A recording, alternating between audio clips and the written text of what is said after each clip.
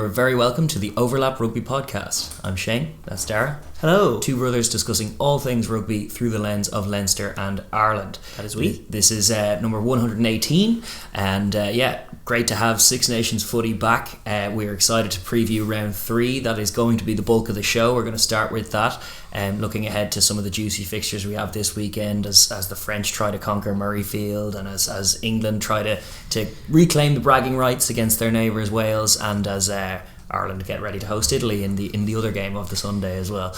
Yeah, no, a couple of juicy games there, but we're not going to stop there at the Six Nations. We've also got some majorly important Tier 2 stuff to take a look at. We're going to be going to the Rugby Europe Championship as Portugal play host to the Netherlands and try and get their season back on track. Spain playing Romania in just a crunch clash with all kinds of World Cup permutations.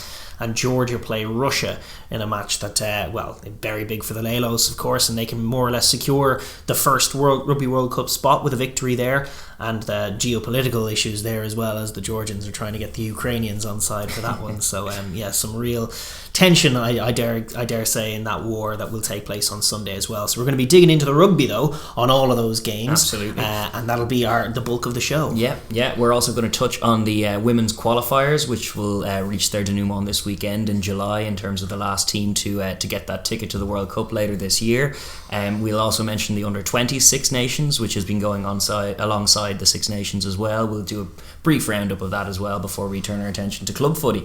It's been a great weekend of club footy. We've got all the European stuff to look at, and then some stuff from further afield as well, not least of which the opening of Super Rugby, which had a grand old opening weekend. So it did. There were some great games and was finished off in quite a crescendoed fashion with that late winner by the Brumbies over the Force, which broke my heart a little bit. But it was a great game and a great opening weekend, so we'll tuck into that as well before wrapping up, of course, as we always do, with the rugby news of the week. That's it. And if you do like this form of long form rugby chat, please do leave a like and a comment down below.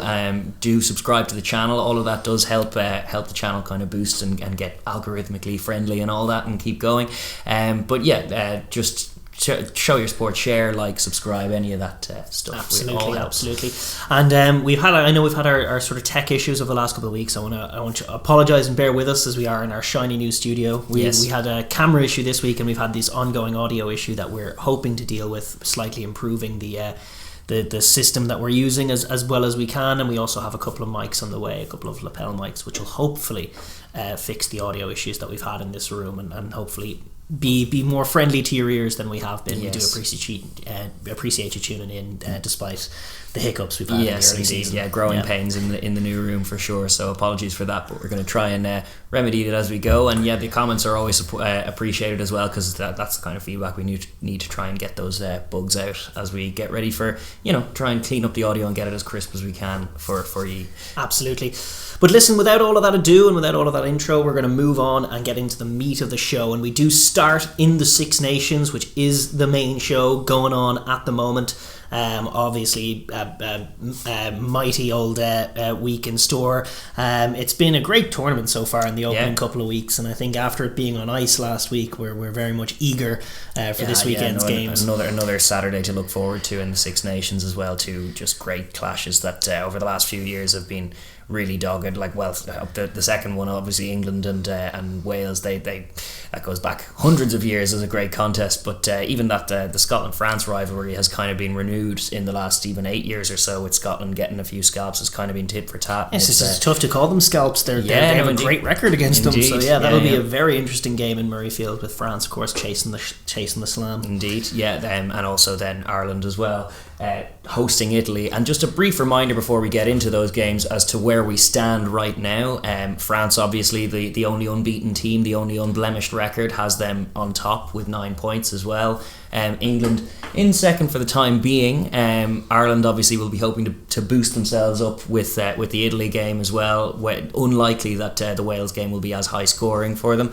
But Scotland and Wales both still in contention. Wales's campaign obviously took a blow in week 1, but they've they've rallied, and so they're still, as there were going into week 1, there are 5 teams with notions of winning this competition, and it's great fun, really. Oh, it's wonderfully close. You look at that, I don't care who you're a fan of, if you look at that table and 2 games in, there are still lots of possibilities. Indeed. Scotland fans are thinking, listen, if we can beat the French, we're back in this. Indeed. Ireland fans, we took thinking a bad loss Scotland the last can time. beat the French, we're back in this. Correct. Yeah. And France, of course, loving it more than most. But of course, the top 5 teams all juicily still in.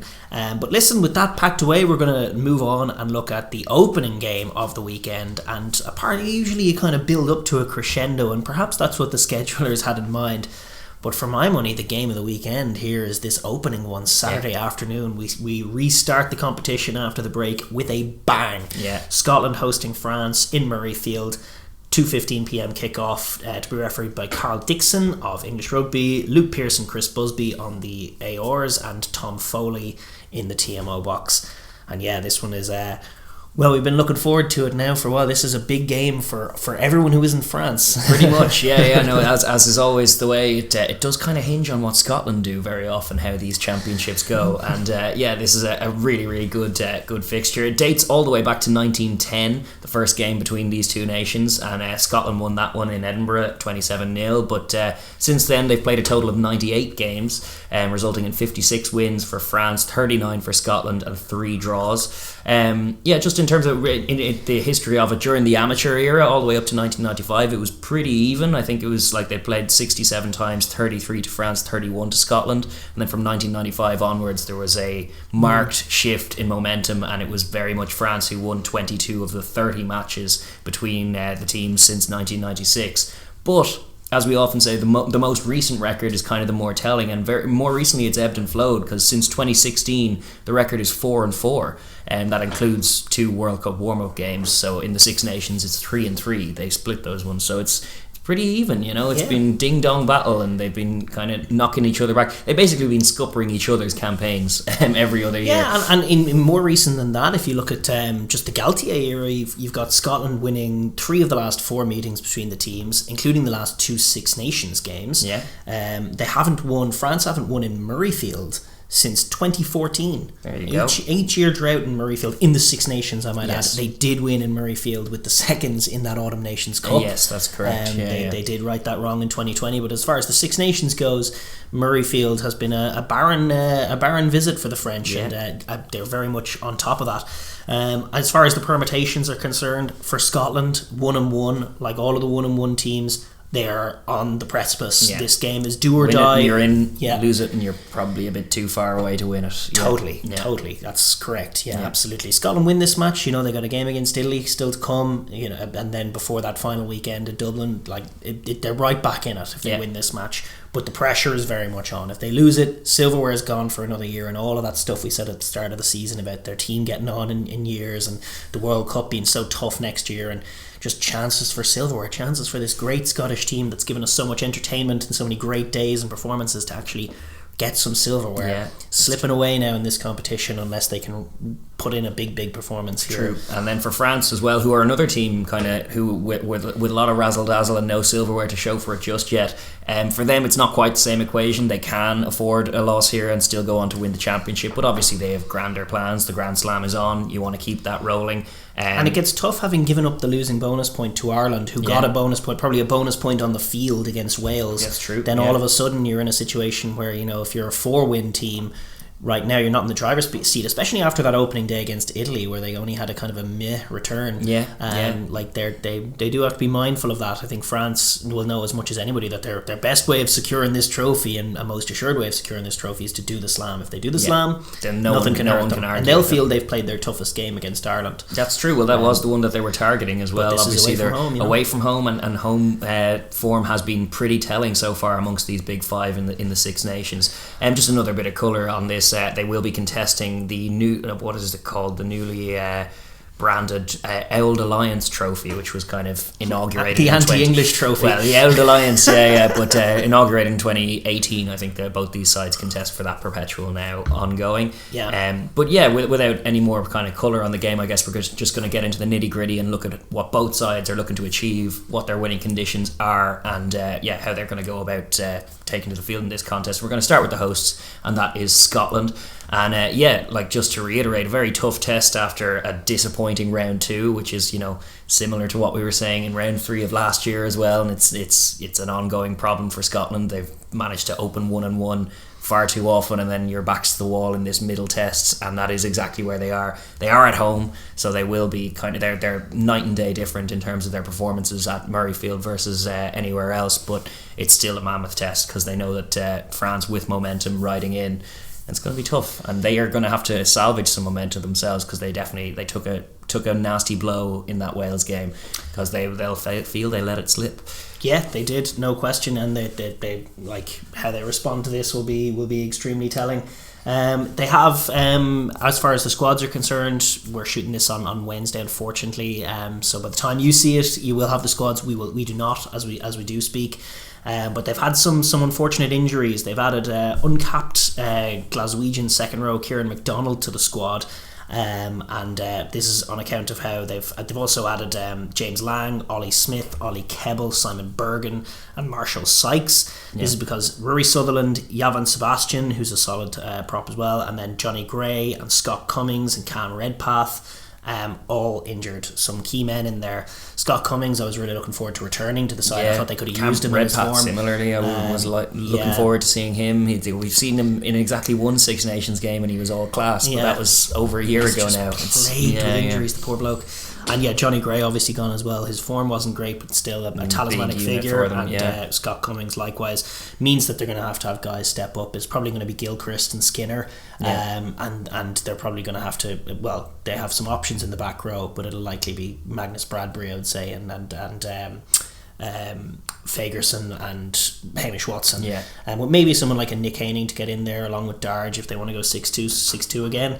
But definitely the options have tightened up. They have been in a position where they've had lots of options. Now they're kind of constricted, but they can still name a bloody good front row. And Ollie Kebble coming into the team, I think, could be a positive. Sutherland's form hasn't been great, and now they have this kind of 3 of the 4 being Safas. You got your Ollie Kebble and your Shkuman on the Loosehead side, and then you got your Nell and Fagerson on the other side, and they're all going to have huge games against this monstrous pack. True. But having some Safas in there in the cold face, when you're dealing with a big mighty French scrum, that's exactly what the doctor ordered. So could be not the worst thing for the for the Scots in that area, but obviously big response needed first and foremost to that pretty poor physical performance that they gave. Well, they got to be ready for what is a barnstorming and physical French pack that are going to come to town, and the defence obviously needs to be game for those contacts. There's going to be some mighty collisions, particularly in the first quarter when everyone's full of vim and vigour and all their power being thrown around, and Scotland are normally game for those kinds of things, and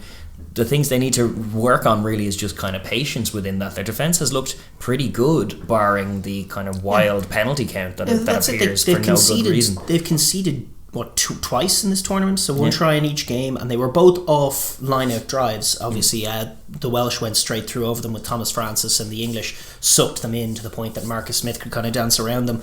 But outside of that, there were close-range line-out drives, 2 that they've slipped up. And outside of that, they've been very, very solid. And you looked at Wales last week when they had the game was level and they had that drive which ended in the bigger drop goal. They're actually under penalty advantage, and such was their impotence at trying to get past the Scottish defence, they kicked a drop goal for want of being able to do anything else.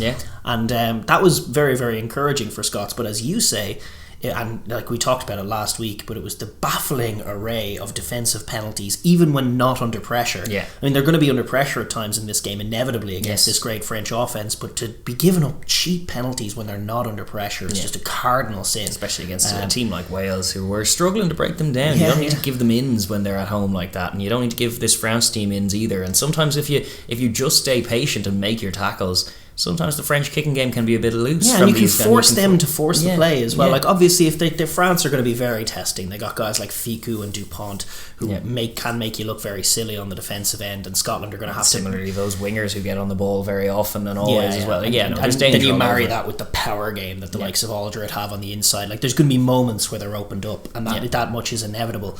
But for the most part, when teams try and get to the edge against them, Harris and co are just shutting it down. There really isn't a lot of room out there, and they could force the French to punch it down the middle, force Dupont to try and run it in that way, or try and engage in a kick tennis game. If force them to engage in a kick tennis game, then you'd back your Finn and your Hog to kind of edge this contest over the French stars, because just with the Murrayfield home conditions as well, a windy blustery day perhaps, and suddenly kick tennis becomes very quickly very important if you can maintain that discipline. And it was bewildering, some of the penalties they were giving up in Cardiff, and I'm sure very frustrating if you were a Scottish fan, because there was just no need for them. They were defending very well up until it's a classic thing we associate with this Scottish side. I mean, it was the 3-point differential they had between themselves and Wales is that Wales are just infinitely more streetwise. Scotland might have the better matchup in everywhere else, but Wales understood when you had to concede a penalty, when not to concede a penalty. Scotland were comfortable in these positions and conceding penalties.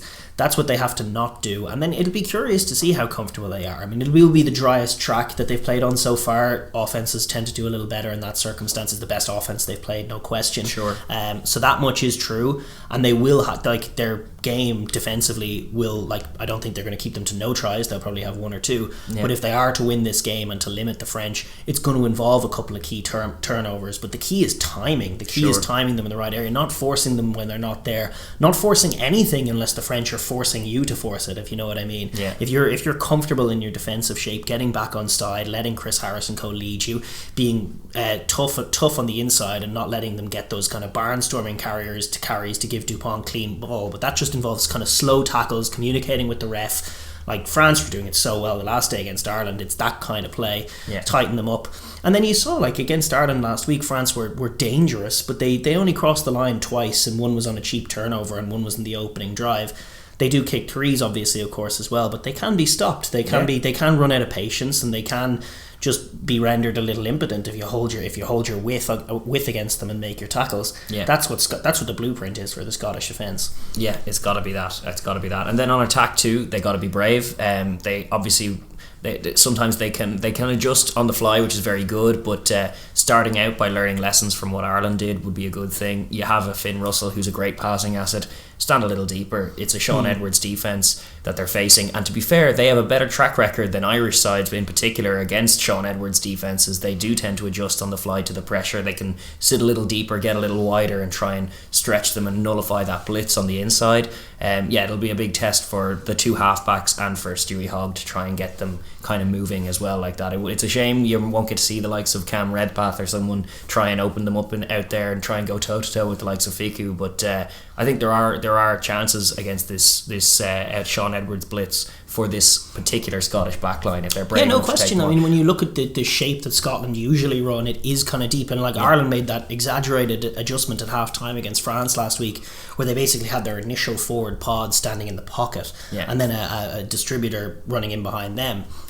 And that's kind of what Finn Russell often does. They usually pass it to the outside man in the pod. He'll flick it back to Russell, and usually he's got loads of time to pick a pass. And against Wales, it wasn't ideal because Wales held their width so well. They had centres up, they had most bodies up, and there just weren't that many great options. No. But against what this Edwards defence has been doing, there are some options, because the French have been coming flying out of the line, really valuing aggression and speed off the line above all else. And that's kind of the perfect example for the perfect equation for Finn Russell. He likes being put under pressure and being given an option to make, and he's usually very good at finding space and making those defences look a bit silly. Exactly right. So getting him in that pivot position, finding the right runner with guys coming off him, usually it's about reading kind of two guys. It's Ficou. If you're talking about off first or second phase, it's usually Ficou and Dupont. Dupont's in that little spy position, and he's going to come flying up. And then Ficou, of course, is the main leader of the defence, who's going to be reading where he thinks Finn is going. So Finn needs to also have to be wary of both wingers on the outside who will shoot for picks when they're there as well. If you are to float the speculator in response to Dupont. Yeah, it's just that I don't think that Finn is, as much as people call them speculators, you rarely see those passes picked. If he's throwing them, it's because it's there. there. Yeah. But it's about kind of getting the read on those guys, seeing where they're going and going with the guy who isn't there. Indeed. Or if Dupont is coming flying up, like, you know, the Finn is little, gonna the love little that kick, little yeah, exactly. Yeah, well, yeah. like the former defensive system would have the halfback covering that little chip, and yeah, the No, and spy, Dupont does yeah, until no, he comes yeah, flying but the up. spy Yeah. that a lot of new teams are employing more recently. I know, like TJ Pernara does it a lot down south, and then Dupont was doing it last week, is to try and add that pressure and add to that blitz. And against a team like Ireland, you're pretty safe in knowing that they're probably not going to do the little chip over the top, because they value possession a bit more, and very often it's not. Whereas when you present that picture to Finn Russell, you got to be kind of ready for that chip, because he has the skill set to do it, and he will drop it on the toe if he sees it's there. So yeah, from a Scotland point of view, just respond to the picture, give your 10 a bit of time to judge the picture, and then kind of choose the appropriate options be game to run off them. And the other thing is offensive cleanouts as well. Like, they gave away a lot of breakdown penalties on the defensive end, but it's a bigger test, because France will fling bodies into that ruck and try and slow it up. And Well, you got to make your cleanout on the first hit. I think the opening 2 weeks were extraordinary, but it wasn't just the initial tackle. I mean, they have become experts at spoiling your ball. It starts in the tackle, and it gets slow and slow and slow, and then they'll put a hand in and try to jackal it, and then you'll clear them out. And then if you're Ali Price and you're pondering and looking around for a second, they do delegate usually a monstrous figure to absolutely slam that defensive ruck, and if he's getting purchased, 2 more guys will fly in, and they've had turnovers both weeks consistently. They did it 3 or 4 times against Ireland and against Italy the week before. They did that slamming of the dead ruck, destroying rucks with no hands involved, just blast through. The solution is that Scotland, and they are, but they have to be brave. Yeah. They have to be brave in this game. Like, I don't think they're predicting wind and rain in Murrayfield. I think it's going to be a slightly drier track for them than they've had. Yeah. So they're going to have to be brave on the ball. Contact is your enemy, and the longer the ruck goes on for, the more at risk it is. So first of all, from a carrying point of view, fighting to get your hands free and finding the offload or the extra pass when it's there to keep the French chasing shadows.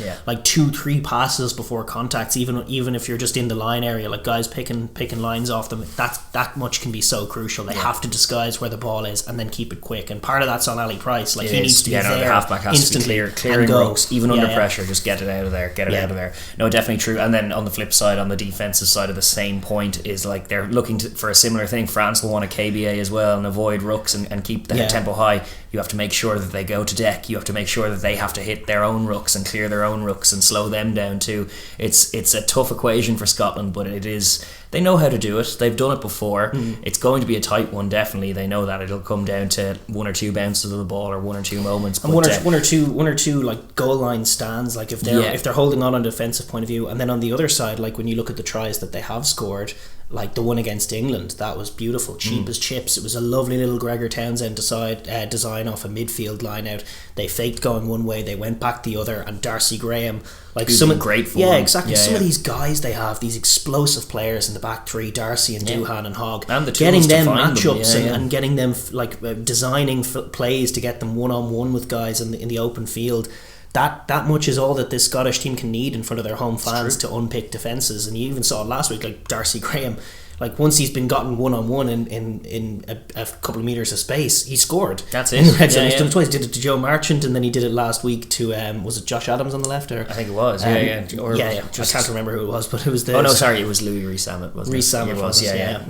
Yes, he went clean through him as if you weren't there. That's right. Yeah, exactly. And he's in fact, he's been dropping guys. He's dropped Rees-Zammit and he's dropped Joe Marchant, because both of them are gone out of their squads. He's been retiring men who are trying to mark him from the tournament. So I mean, getting that guy in a bit of space, that like if they can design a couple of plays, they can get a couple of scores, and that will be the difference in this game. And as you alluded to earlier, like if they can end up in this situation, I think the French will be keen enough to kick for set pieces and to try and take them on there. And the Scots, that could be where it's made or break. For all, Finn Russell is great and Hogg is great. Like if with the absence of those 2 frontline locks, if the tight 5 and then the pack in general don't front up and do their job, basic job, then all of that falls apart. Gilchrist, who isn't a natural tight head lock, and Skinner, who's a lock come back row, is your engine room against a tight 5. Well, we saw with Ireland having Tyg Byrne in there, who is a back row come lock, and it just meant that side of the scrum was just obliterated by the power. They Cyril Bay as well as a monster, and yet. They really need. It's going to be Schoeman, and Schoeman's been great. Yes. He is their secret weapon, and I would almost trust him to hold it together. But him and be it Xander or Nell, it'd probably be Xander. And the big game needed. Form is letting him down.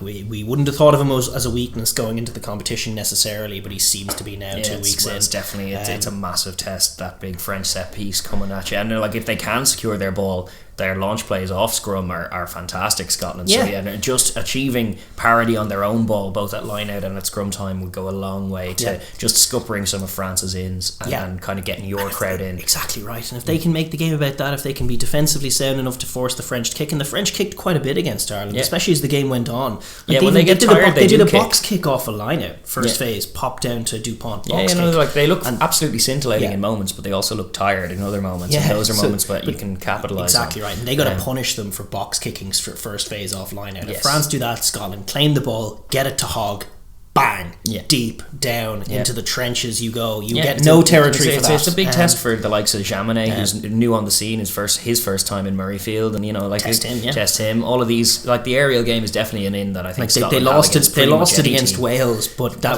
was probably the only team that could have beat them. The highest level of that particular matchup. The box maybe as well. Maybe the box as well, but geez, I don't know. Bigger Williams with that and Hogg and Finn Russell, just the acumen there for kick chase and for aerial contests. It was very high level. Ntamack and Jaminet, you could argue, are better players than Hogg and Russell, but it's a tough argument to make. But you certainly couldn't argue that they're more elite a combo in that area. In the aerial battle, I wouldn't say. They probably kicking game. In the kicking game specifically, that's definitely an in for Scotland, and they've been brilliant in that in the last few seasons, so they will go back to it.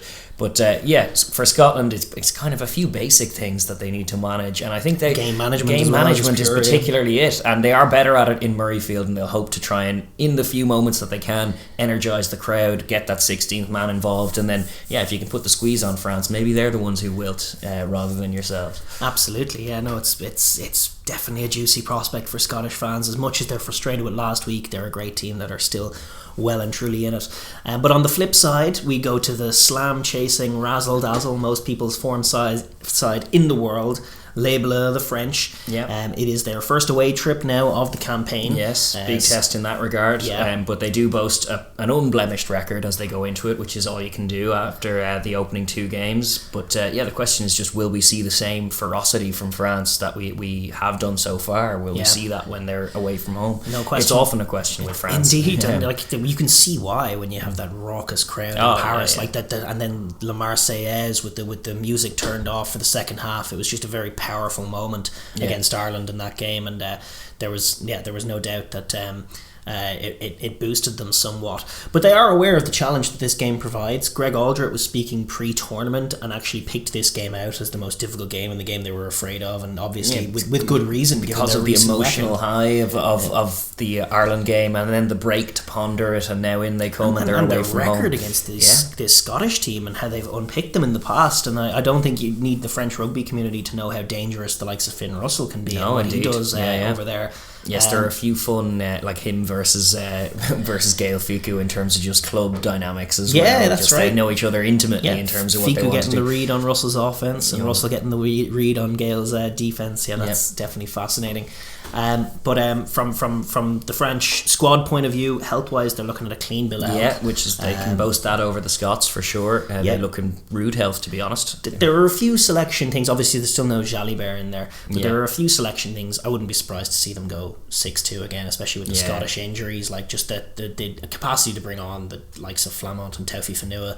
It's just different gravy. And plus, a lot of their backs are kind of malleable enough to rotate that they can get away with two backs as cover in terms of if Ntamack goes on, you can chuck Dupont in at 10. I wouldn't worry as much about France on the offensive end if that happens. Their backs positions are like optional extras anyway for their backs. And there's no doubt about that. As far as changes, there are a couple. I wouldn't be surprised to see them maybe rotate Demba Bamba out. They have a couple of other tight heads in the squad. I just wasn't impressed with his impact against Ireland. I thought they got noticeably weaker when Antonio came off. And then maybe Boutier, who's back in the squad at 23 over Ramos, just if the kicking game is going awry. This is true. These are useful. He's a useful unit in terms of just his kabooming boot for exits, and you're going to be up against that kind of game out in Murrayfield. So those are decent options.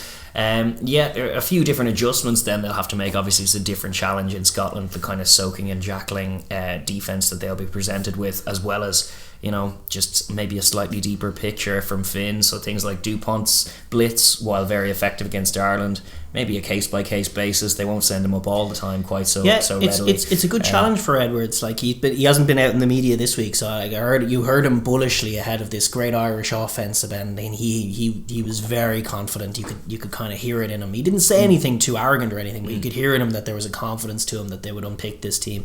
Yeah. But we haven't heard it this week, and it does take, you used the right word there, it does take adjustments. Yeah. Like they have to, like they were against Ireland, it was all about we bash them on the inside and make sure that their ball is scrappy as hell, and then their halfbacks won't deal. Yeah. With Scotland, it's a little more like Scotland have been there before. They've been beaten up against England and then ran up 31 points out of nowhere. It's true. Like they actually, this team is more designed, and this pair of halfbacks, sometimes they thrive under pressure a little more. And if you go gunning and blazing for an all-out blitz and smash Finn, and if we can get Finn down, we're going to nail them. And then he has a tendency to sit deep and make you look silly. Yeah. Oh, they're not covering that bit of space over there. I mean, we said it from the Scottish point of view. So for France, like with the strength that they have and the reader in the 13 channel and 12 channel that they have through the likes of Fiku, and they do have Jonathan Dante back in the squad, I should say, as well. So he might come back in as well. But like the reader of the game that they have in Fiku, they just need to be perhaps a little more patient and make sure that they're well covered. A bit like Wales did. Cover the width of the field, and then don't necessarily rush. Press up. You allow Fiku to lead the line, but you don't need to break the line at any point. You want to just cover and cut off the options, and then hopefully you swallow Finn up rather than kind of shoot and hit him. Yeah, just force them to play a little more off 9, and they were trying to do that against Wales, and it did all become a little slower then. Yeah. And then the more rucks that they're taking, the better for that's you. A better chance for France. That's why if they can force them into contact, that's where France will want to kind of go after them. And part of Sean Edwards' defense is making that breakdown as messy and combative as possible, and they will look to do that. But it involves kind of initiating the contact on your terms. So part of that is hold your width, be a bit more patient, maybe don't press up quite as vigorously as initially, but then once you force them back inside, be ready to meet them with brick walls, which your forward pack are, to be honest. For all intents and purposes, these are very, very physical units that they have at their disposal, so try and run the Scots into them. No question. I mean, the power game is a real weapon for the French, and it could wear Scotland down. I think that they might even be looking at the Springbok template that happened last November. By the end of the game, Scotland were very much raggedy bunch. Yeah. And France do have the physical capability. I mean, we saw it last week against Ireland, and they were at home in that game, but they went to it's all well and good playing razzle-dazzle footy, and we've one or two power plays here and there, but for the most part we're going to try and win this fight in the tight. And I do expect a similar kind of show where just they're going to just try and hammer them and make them take as many contacts as possible, be as ferociously physical as possible, empty yourselves as a front 8, and then you've got 6 more of the guys to come on towards the tail end. I expect them to go that way, and then once Taufi, Fanua and co come on and they're keep bulling to make plays, that's where Scotland might relent, and then you start to get on top, and then you have the quality to take the tries to make that count. That's it. Yeah, on the offensive side, they need to remain patient. They know that Scotland are a very capable defence, but if you do stick with that power game, then wear them down with the bludgeoning approach first. They'll have confidence that if they can be opportunistic enough and recognise the moment, the key moment, the opportune moment, I guess, then they do have their tools to be able to execute, and they'll probably find seams or just even find soft shoulders if they've managed to do their primary job of just bludgeoning the Scottish kind of tacklers into submission, which is a decent MO for this side. We've seen, and it's also like what the likes of Ireland have done to them. Like, they have to settle down and look at that template and be like, okay, we have to be a little more patient here, but also just physical, protect the football, be physical. And then they tend, like last week against Wales, they were giving up penalties when they didn't even need to, but they do tend to relent if you're going to get after them on the inside. And without Johnny Gray in there, and without some of these other guys, they're likely to find it very tough to tackle the French just coming around the corner. Indeed. So just get your basics right, get your offensive clean out correct, accurate and clean. And Dupont, tempo is key for them to be able to get over that game line consistency. So clearing rucks, he's one of the best in the world at just getting the ball out of even the back of really messy rucks, just getting it out of there somehow. He'll need to bring that again, because Scotland, much like France, will be trying to make a mess of the breakdown. They may soak a few metres, but they'll get a few hands into a breakdown. So it'll be on the forwards to be accurate in the clean out, and then on the half back to just get the ball out of there, go again. And a KBA approach will probably be adopted just where it can be, like if you do win your contact and you're still on your feet, rather than go to deck, they will pop it back and go again, and it just try and soften them up round the corner first, and then trust Entamac and the guys out wide, Fiku, to try and distribute and try and find seams once they're there. Yeah, absolutely. And then the other area that we talked about when we were talking about Scotland as well was the kicking game. Yeah, and that's a very interesting one. Like for the most part, it's going to be this backfield coverage. I mean, France will kick it on occasions, but they can't afford to be sloppy in that area. Like I thought they were a couple of times against Ireland, especially in the second half, and they just lost focus and lost sight of themselves and just allowed Ireland back into the game. No, indeed. There were a few aerial errors. Like Mac Hansen's try was a great try from an Irish point of view, but from a Jaminet point of view, like you need to be jumping up and contesting that ball. He was on the ground as it went past him, and it's like it's not ideal from your fullback. It was clearly too far from the for the forward pod to get, and so he just kind of didn't stand there. Yeah, no, you're not wrong, and there's a general uncertainty. I think Conway recovered a couple of balls against them in the early goings, even as they were losing that battle, and in the second half their kicking, as we mentioned earlier, was just a little lazy. Yeah, which you can't afford to be. We've seen England kick lazily to the Scots and be punished by hog spirals and such, and it's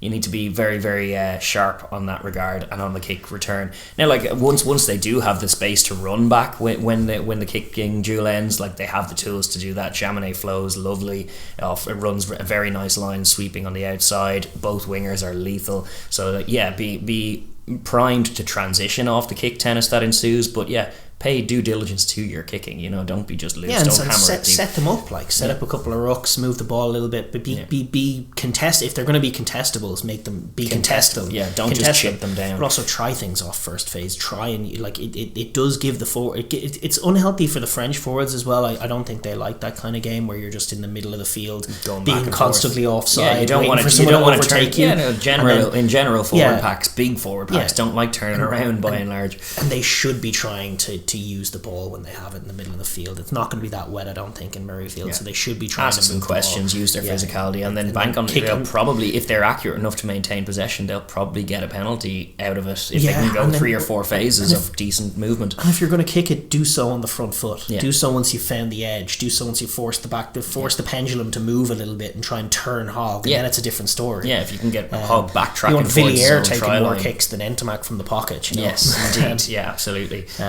But with all that being said, how do you see it going? It's interesting. I mean, I can see it for sure. I can see it going both ways. I mean, I think that's true of every game that we have this year. Obviously, we're yet to see a big away win in the competition. That's true. If France can go and do that, they will be firm favourites then. 100%. That's the big thing that hasn't been done yet, is going away and beating one of the big five.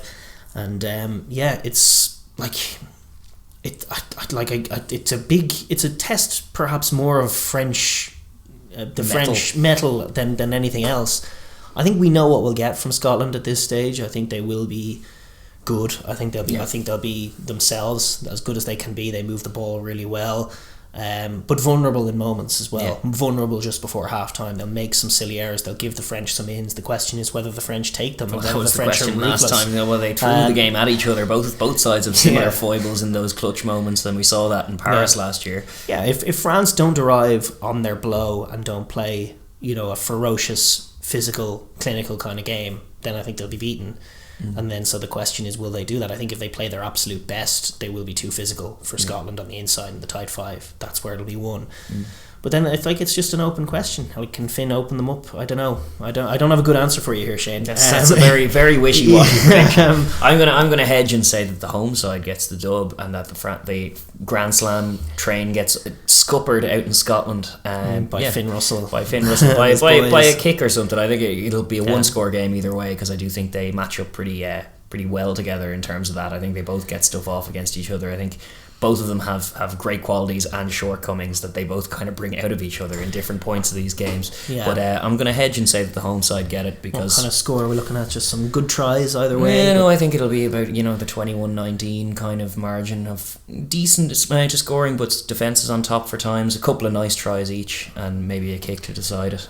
Hopefully a drop kick, that'd be nice. I like decisive drop kicks. Yeah, well, the Scots to probably control the early stages of the game, not make it count as much as they should. Yeah, go 10-0 up and then throw a pick or not even go 10, just dominate some of the game without scoring. And I think I'll not just for colour's sake, but I think I'll go the other way, just because the more I think I think loads of people are momentum. What's your bread and butter? What wins you test matches? Your tight five. And I'm a little nervous about the Scottish tight five right now, and I think that the French tight five is rivaling the Springboks for the best in world rugby. Very much so. Crazy. No, I agree with your assessment that if France play to arrive to the blow and then do play their game properly unencumbered, I think they do have too much for Scotland, but my doubt is to do with whether they do that. And, I know. I hear you, and I don't underrate the Scots at all, but I just think in that area the French to be monstrous. I think they're targeting this game. I think they will be physical, and I think they will find tries, and I think come that last quarter it'll be the Scottish who will be leggy and knock the themselves. ones who faded, and as the six forwards roll in. Perhaps you're right.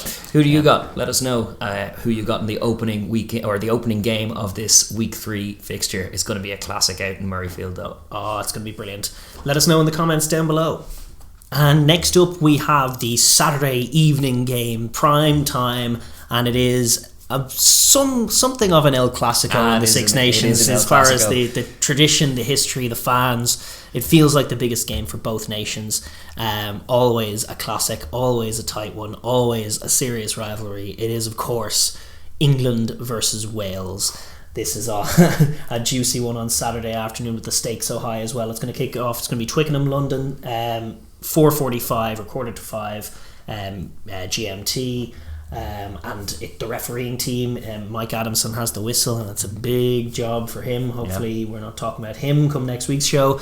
And we've got Ray Nalm and Frank Murphy as AORs, and Brian McNeese in the TMO box. Obviously this is one of the games. This is a true Six Nations classic now. Giants of the tournament. As much as it can end up being one for the purists, because they do end up in dogged arm wrestles all the time. The atmosphere is always electric, be it in the Millennium Stadium or in Twickenham as we have it this time around. It's always electric. You're right to say it. It does feel like the biggest one for both of these nations when it does roll around. Just the extra spice to match week, and there's some nice honest hatred there. That's good. It feels good rugby matches. It makes for intense tackles and great stuff, which is what we're in it for anyway.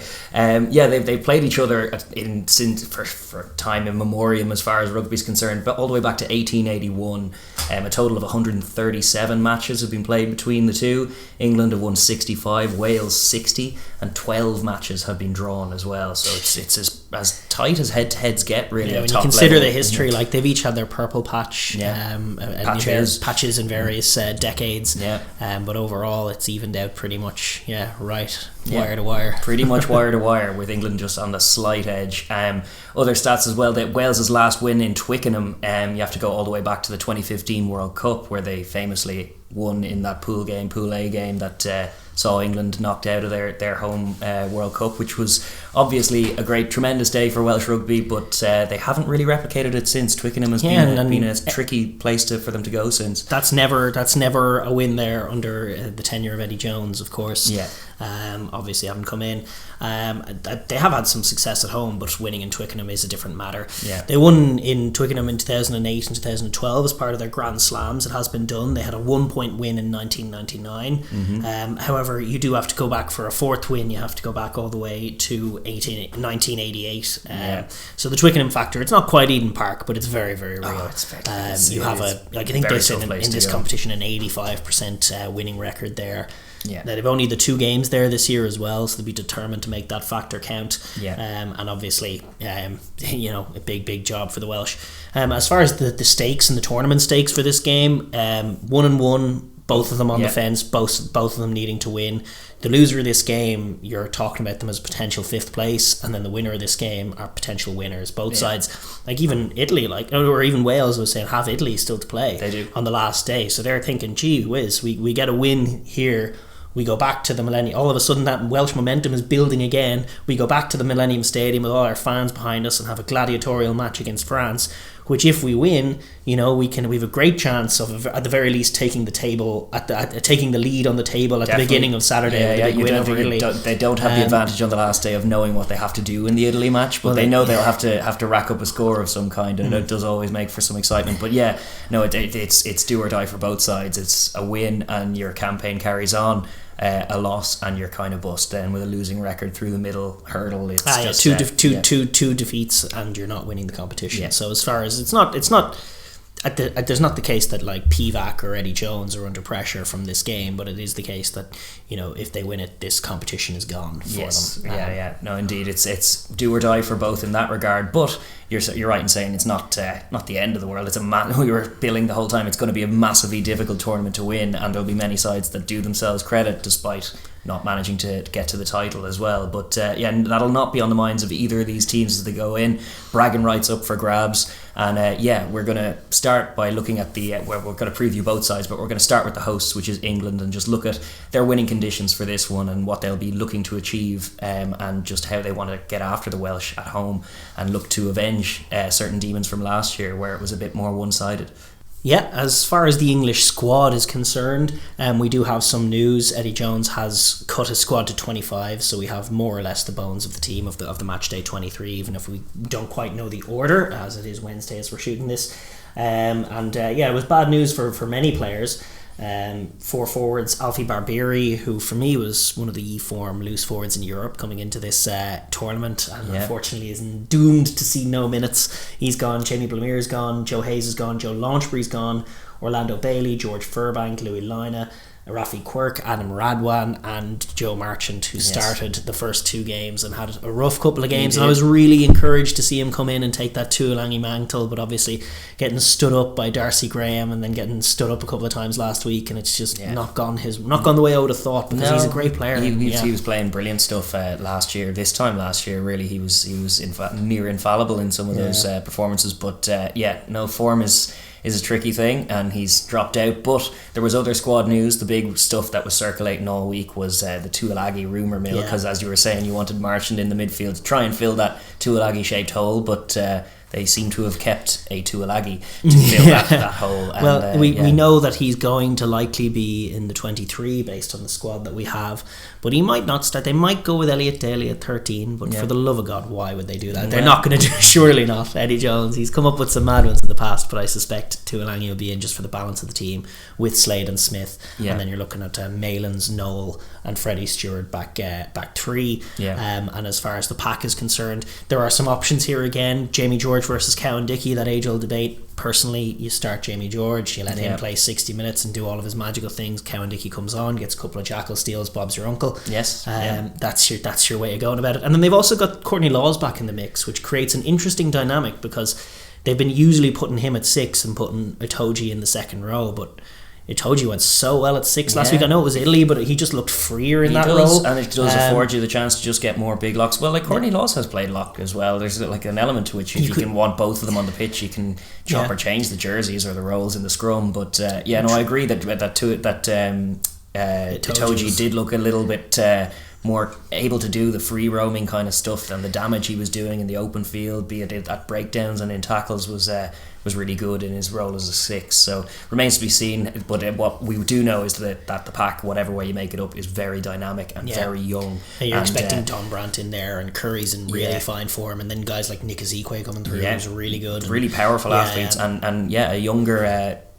just dynamic from them. They've kind of shifted a few of the more older heads out, and they have a pretty settled in terms of the spine of it. Like you're saying, that George or Luke Cowan-Dickey, wouldn't worry about either of them starting. There are quite a few experienced heads there, but just overall they're powerful athletes and pretty dynamic too, and they're looking to play a bit more ball.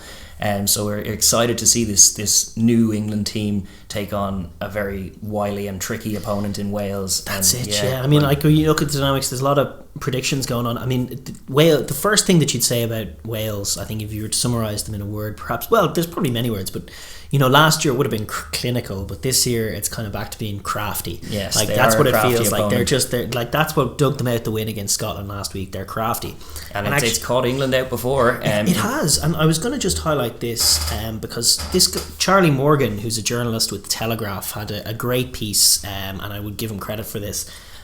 because it's a dynamic you've been aware of, but you just outlined it in such stark overtones. Is basically that Wales have employed now for the last 5 years a pretty consistent strategy tailored to England, where they just do not kick for touch. No. Full stop. So he's had some stats to highlight this, basically saying England have had 17 lineouts in each of the first 2 Six Nations games. Yeah. And they've had a total of 15 in the last 3 Six Nations games against Wales. Yeah. So less than those 3 than they've had in each of their opening 2. He went through those 5 games. He counted 104 Welsh kicks in open play, and said 3 were intentionally hit into touch. There you go. And across, I think he was saying across Eddie Jones's 71 tests, the 3 lowest line-out game totals come from the last 3 Six Nations games against Wales. Yeah. And he was saying also that like inside staff in Wales were amazed that New Zealand allowed England 20 line-outs in the semi-final, in that famous semi-final that they lost.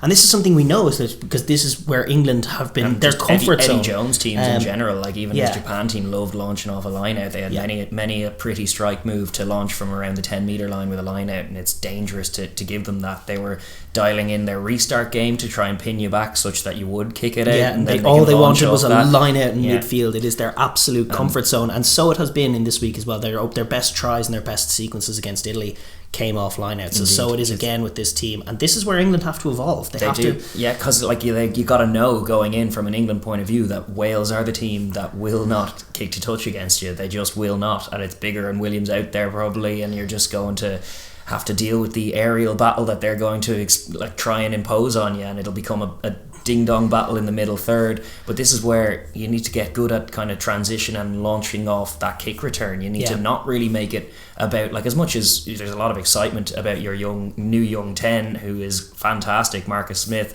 and your new young 15, Freddie Stewart, who has been fantastic and passed pretty much every significant test he's come up against, including the Springboks, which was mighty. But you still don't want to make the game about the aerial duel in the middle third when you have Biggar and Liam Williams opposite you, and it's up in the air literally as to whether you win that game. It's a bounce of a ball, whereas if you can find a way, they're not going to give you line-outs, but find a way to launch off that transition kick return.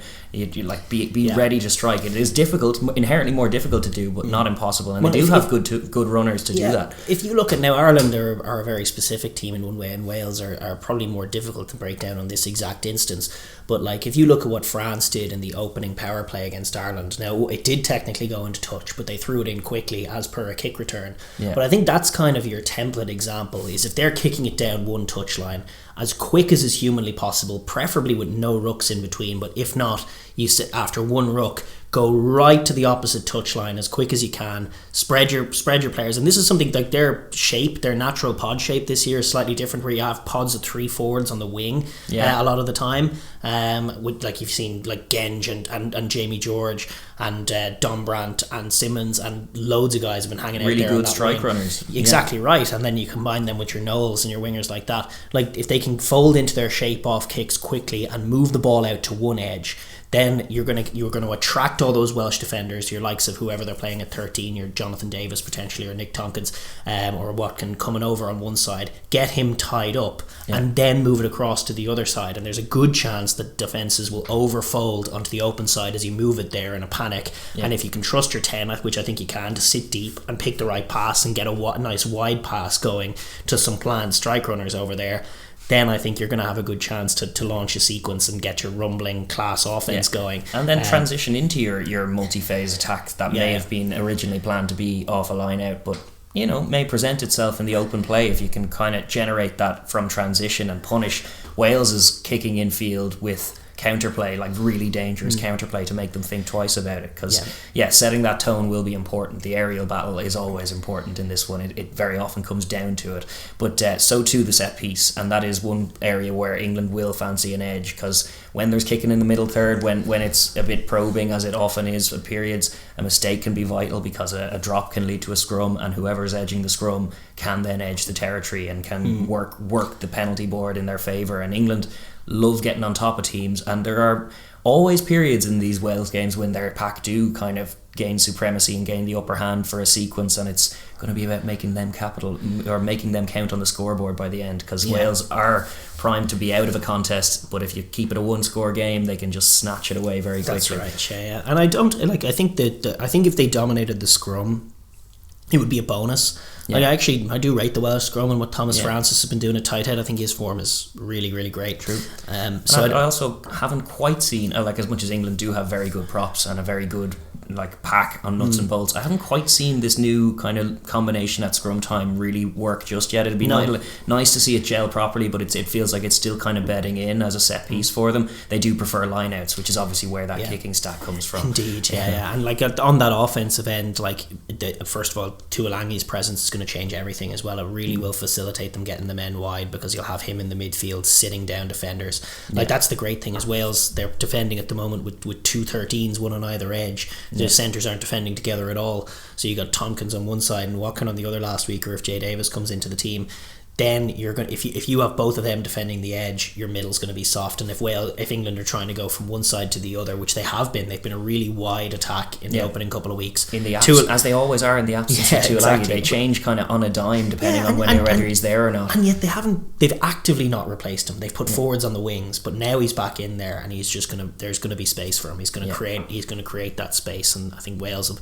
kind of hodgepodged and put Thomas Williams in the 12 channel sometimes, and like there's definitely scope for Tuolangi to bang up. But the other thing is, like, you're obviously not going to get your offense rumbling 5 or 6 times in a game. It'll probably only be 3 or 4, and on the other occasions where they have the ball, like you're talking about them loving the line out, Wales are going to deprive them of the line out, but they shouldn't fear being the team to kick for touch. You obviously want to kick on your own terms, but if Wales are going to play that aerial game, you're going to have to deal with that, and it's a huge day for Freddie Stewart, and you'll have to deal with that. But then if you can be the team that probes it back into the corners and just forces Wales with their hooker Elias, who's been known to have some issues sometimes, to have 3 or 4 or 5 lineouts in their own 22. Fledgling line out of their own, to be honest, as well. Like that's partly why they don't want to take on England at all, or many people at line out, is that like Alan Wynn's down, it's a chop and change. There's a lot of responsibility on Adam Beard in that, so that's another factor as well, is that at line out and everywhere else, a guy like Itoje set him on Adam Beard watch and try and slowly chip away and destroy him with a stolen line out here, or a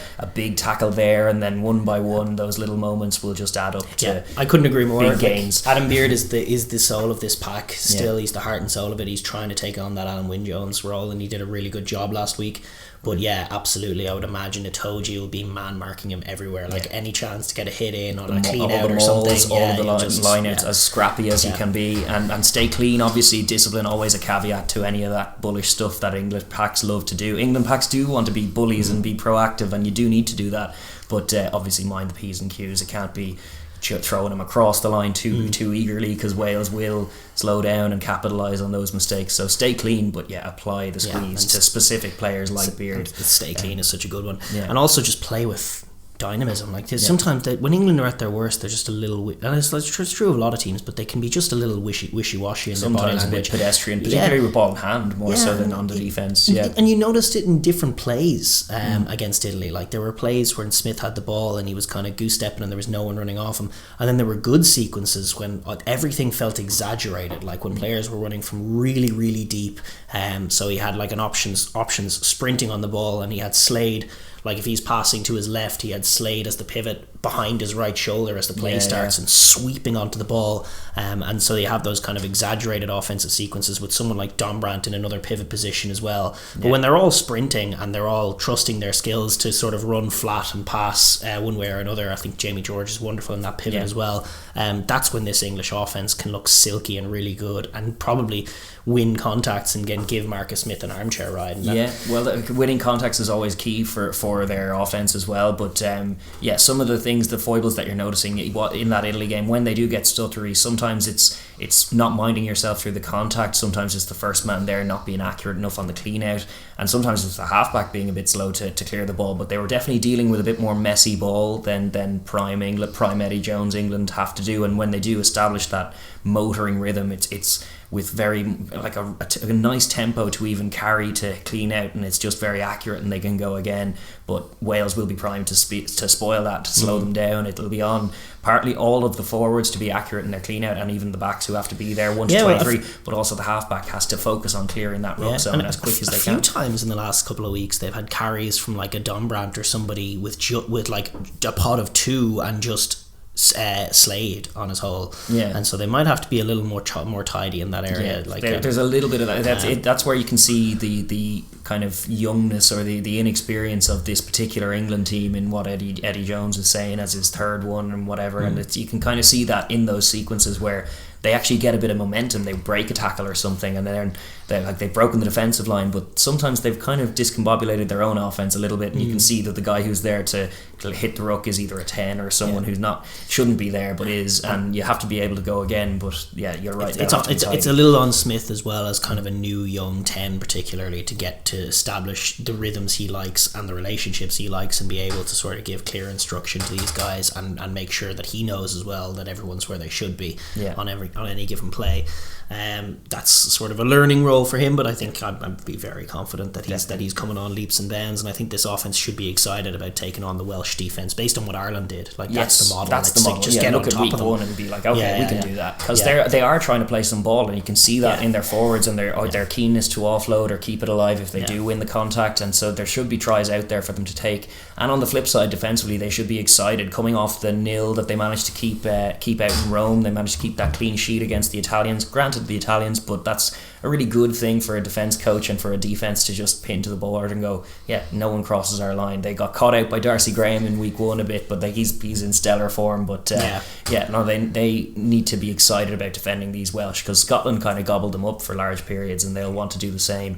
It could be a very low scoring affair if both teams kind of defences end up on top, but England should fancy kind of putting that white blanket across the field and fancying themselves in the contact. And it was very, like, they were sloppy with the ball last time against Italy, and I know Italy are Italy, but it was very impressive the way they dealt with everything. Like, they were alive to everything. Like, Wales tried a little trick line, or Italy tried a little trick line out play, got the ball back to the hooker, and then there was Jamie George bundled into touch. That's another play gone Italy. And then we'll hear knock it on, and they'll get to go again. A great track across to stop that very close attempt from the Italians. They're hungry on the defence, and they will need to be again, because Wales were a little stuttery on the offence, and they've been chopping and changing personnel, and it's not quite the same challenge as the Wales they faced last year, where I think it was like 42 they conceded last year in the Principality. They'll be very determined to get that number down, and I think they'll succeed this time around. I expect probably a lower scoring game, and in England will be looking to keep it that way, but be the team that can get on top in those key moments, strike with those key moments, trust Marcus Smith to find the right pass. I think England, just pivot on to how we think the game will go.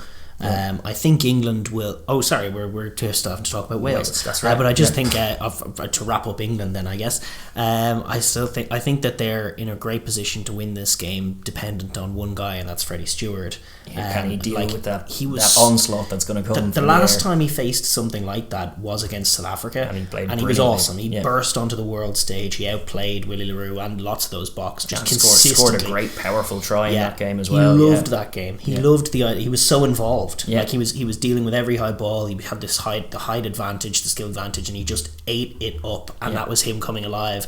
But to be fair, like, he hasn't kicked on this year. He didn't struggle against Scotland with that exact aerial onslaught a bit more, and it's just it's different games any given Sunday kind of mentality. But a lot will pivot on how they can diffuse that. If they can diffuse it through him and then counter off him, they'll be more proactive in how they get their offense going.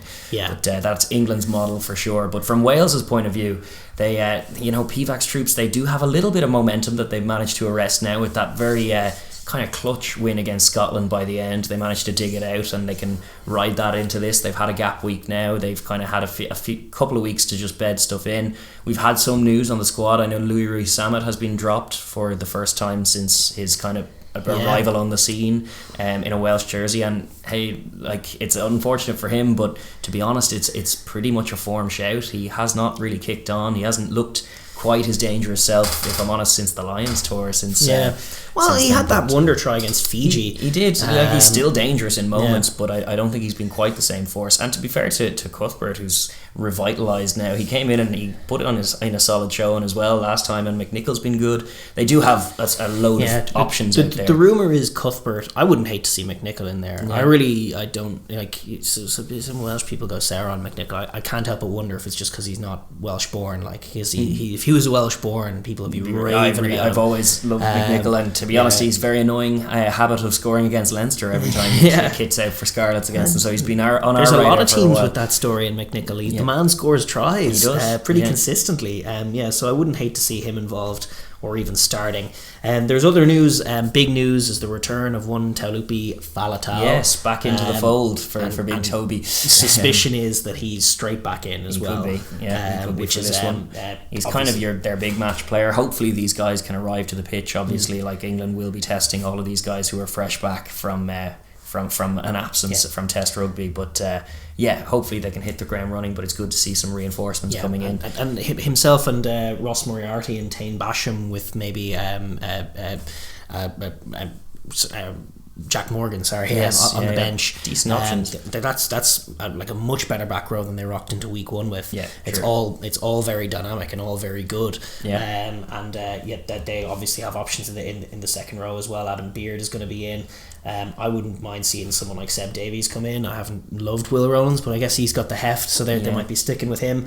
But they've actually their secret weapons as well in the two props. They've been excellent, really good, especially Thomas Francis. He looks really good. He's kind of come into a purple patch in his career. He looks like he's playing the best rugby of his life out there at the minute, which is great to see. From a Welsh point of view, those guys will be tested as well. You're going to Twickenham, you know that the coalface is probably where the winning and losing of it will come down to, and they're obviously without some talisman themselves, so it'll be important that young blood going well. It went unnoticed because of how the game went, but they caused Ireland some problems at scrum time. They did. They'll be scrummaging well. They won't be afraid of anybody.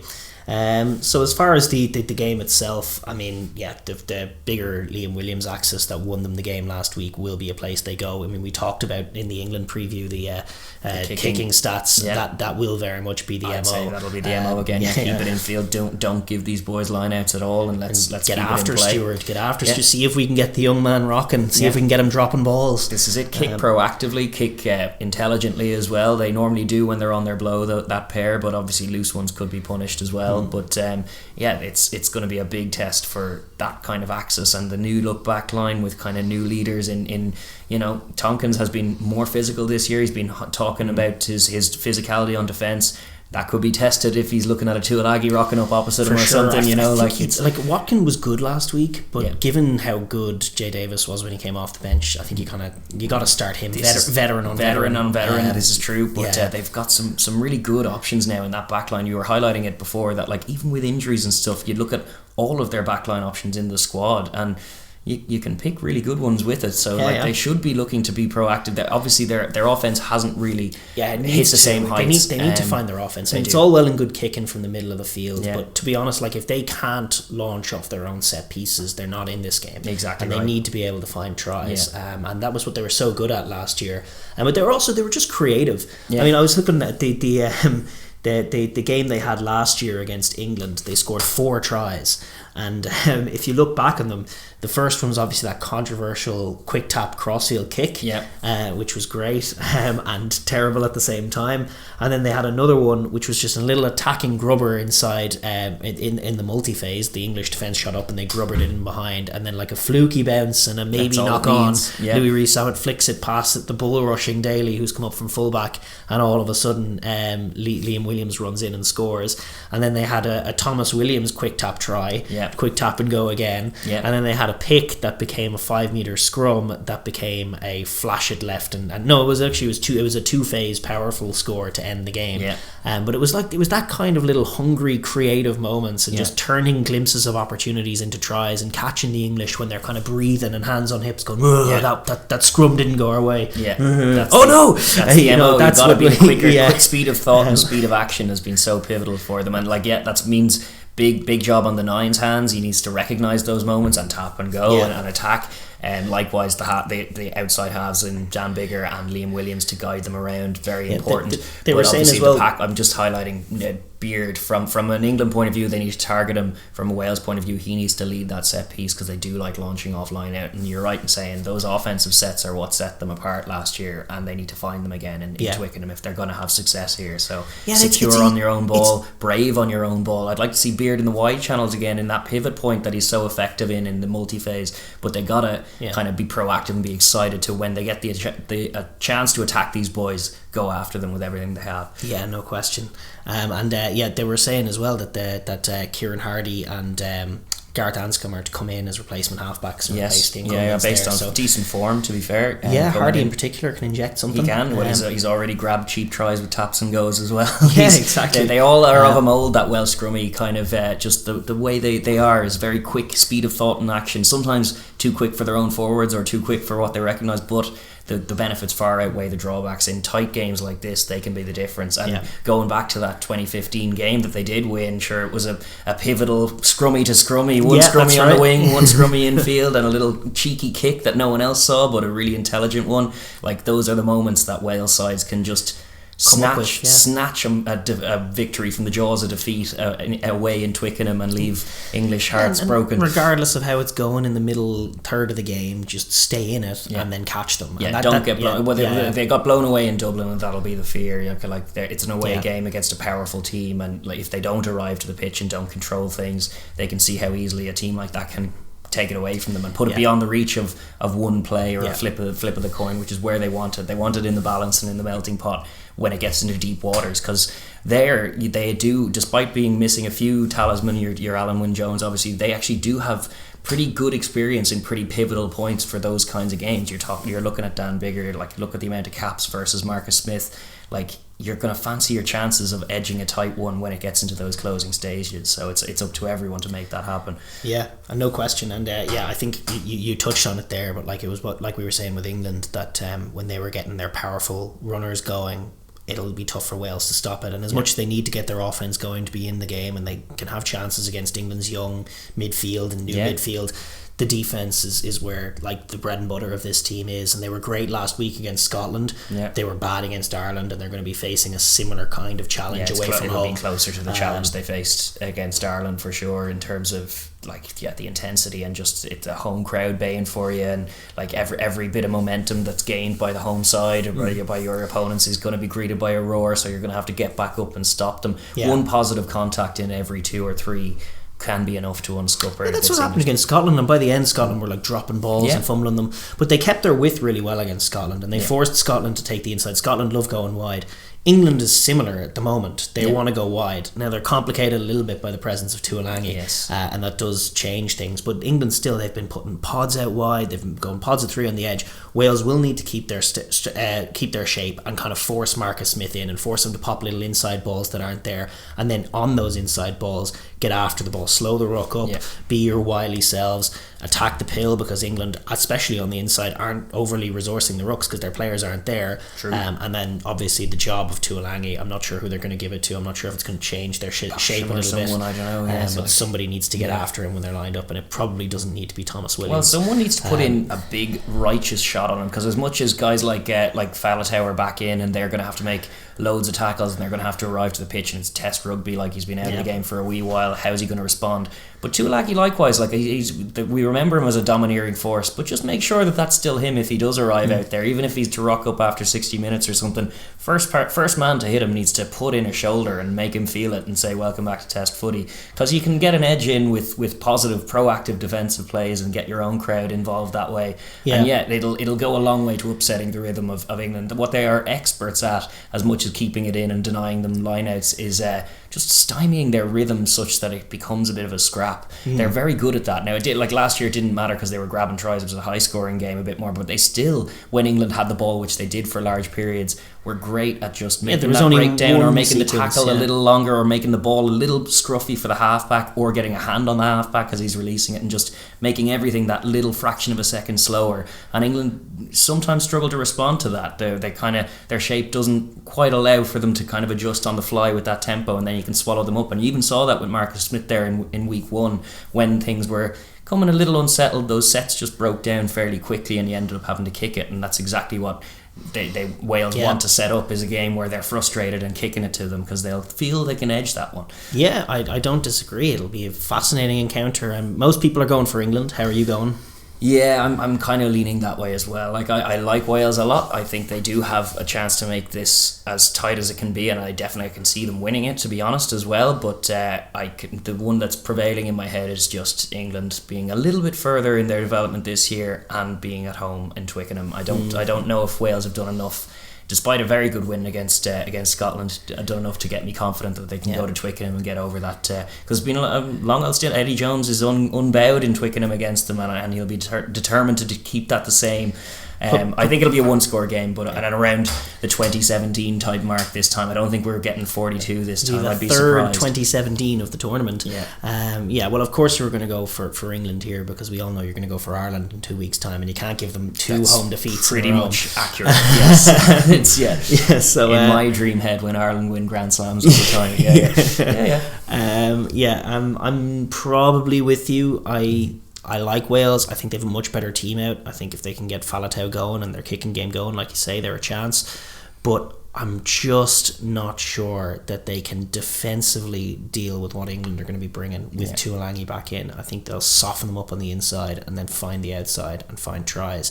And I think their defence is sneaky really good. Yeah. Like not much was put into the fact that they shut out Italy, but the amount of offensive sets they gave, I put quite a bit into it, especially given the game against Scotland. It was a question mark. It's new combinations, and how are they going to defend is always a question, but very well so far is the answer. Sneaky good defence. So I think and England Wales struggled a little against Scotland as well. So they did. Just in terms of breaking them down, ended up having to go for the drop goal because it didn't look like a try was forthcoming. So it hasn't been the same story from Wales this year in terms of their clinical offence bailing them out. It's kind of come a little unstuck, and they haven't quite been on rhythm.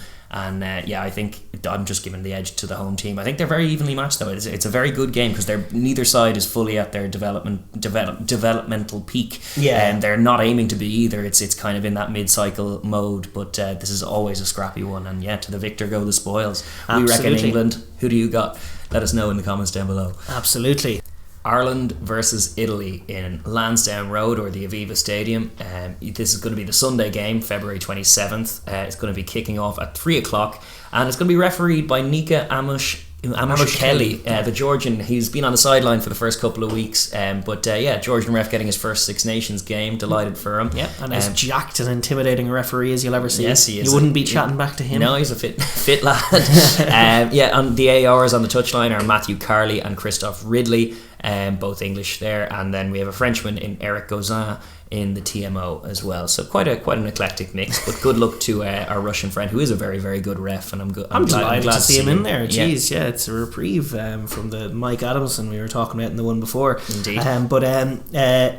As far as the colour of this game is concerned, the history began back in just 1988 as Italy kind of burst onto the scene. Ireland defeated them then 31-15, but then the Italians had quite a good record against Ireland in the 90s, off the back of which I think they went into the Six Nations. It was pretty much that. They've had 4 wins overall. I think the total record overall is that they've played, they've met 33 times. Ireland have won 29, Italy have won 4, but 3 of those victories came between 1995 and 1997, including Italy's only win in Dublin, which came in 1997 by a scoreline of 37-29, so a very good win for Italy back then. The more recent one, which is the recent record we're looking at as more telling, was a 48-10 win for Ireland in Rome last year, and obviously the shoe's on the other foot because we're in Dublin this time. So a tough test for the Italians is in store, one would reckon, looking at that history. Well, indeed, that's what your money's on, and we are going to look at both teams and how they're going to approach this game. We're going to start with the hosts, that is Ireland, Dublin on Sunday. Ireland, of course, they, from their point of view, reeling a little from that French defeat, but once the dust has settled now on that, they'll look at their position in the table. The fact that they got a bonus point out of it when they were 22-7 down, they'd have taken that, to be honest. Well, indeed, they have a great opportunity now. If they'll be looking at it and going right, we're not going to be a 5-win team. Very tough to be a 5-win team in this competition.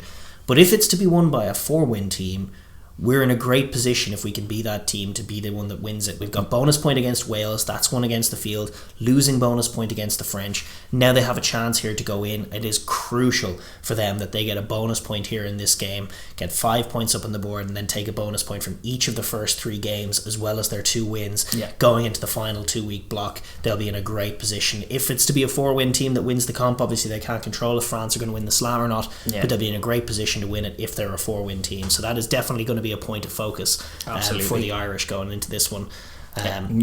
Decent chance to shake off that Parisian disappointment as well with the home crowd back and a chance to run in some tries. If from an emotional point of view, like obviously if France go and win away in Scotland and Wales, they'll be huge favourites to beat England and win the Slam.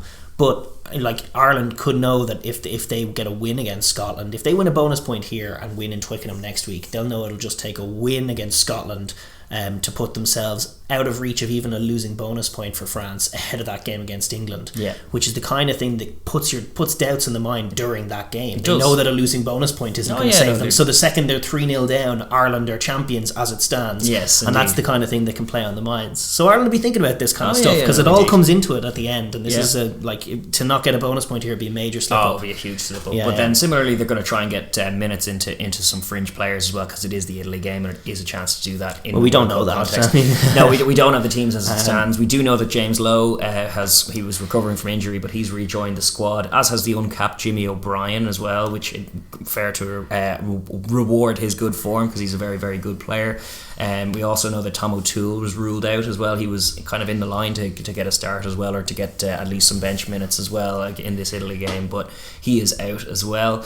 So we don't quite know what they'll go for, but I'd expect a chop and change kind of team. Early indications are that Sexton's going to be starting. He was in the doing the presser in the week and bigging it up that he's good to go. It's hard to know whether they'll go that way and drop Carberry, or maybe have him on the bench and have Carberry starting as a kind of prototypical, what if we could do this in the World Cup, which is a nice thought. It is, it's just that Sexton has never ever delivered in the 22 jersey in his life. He's never done it. He wears 10 a lot better than he wears 22. It's true, and some players are like that, but as it stands for the Italy game, I think there's a mixture, a myriad different options that this Irish squad could pick and be effective against Italy. So it won't matter quite so much with the personnel, so much as what we're seeing from their shape, what we're seeing from just their offense in general. It took its first little setback in that great bit of form that it's been showing, and the winning streak that was bookended by defeats to France at either end, but they've been dominant in other matchups, and they'll be looking to kind of grab that by the reins again. They'll go out hunting tries. There'll be no illusions of it. I don't expect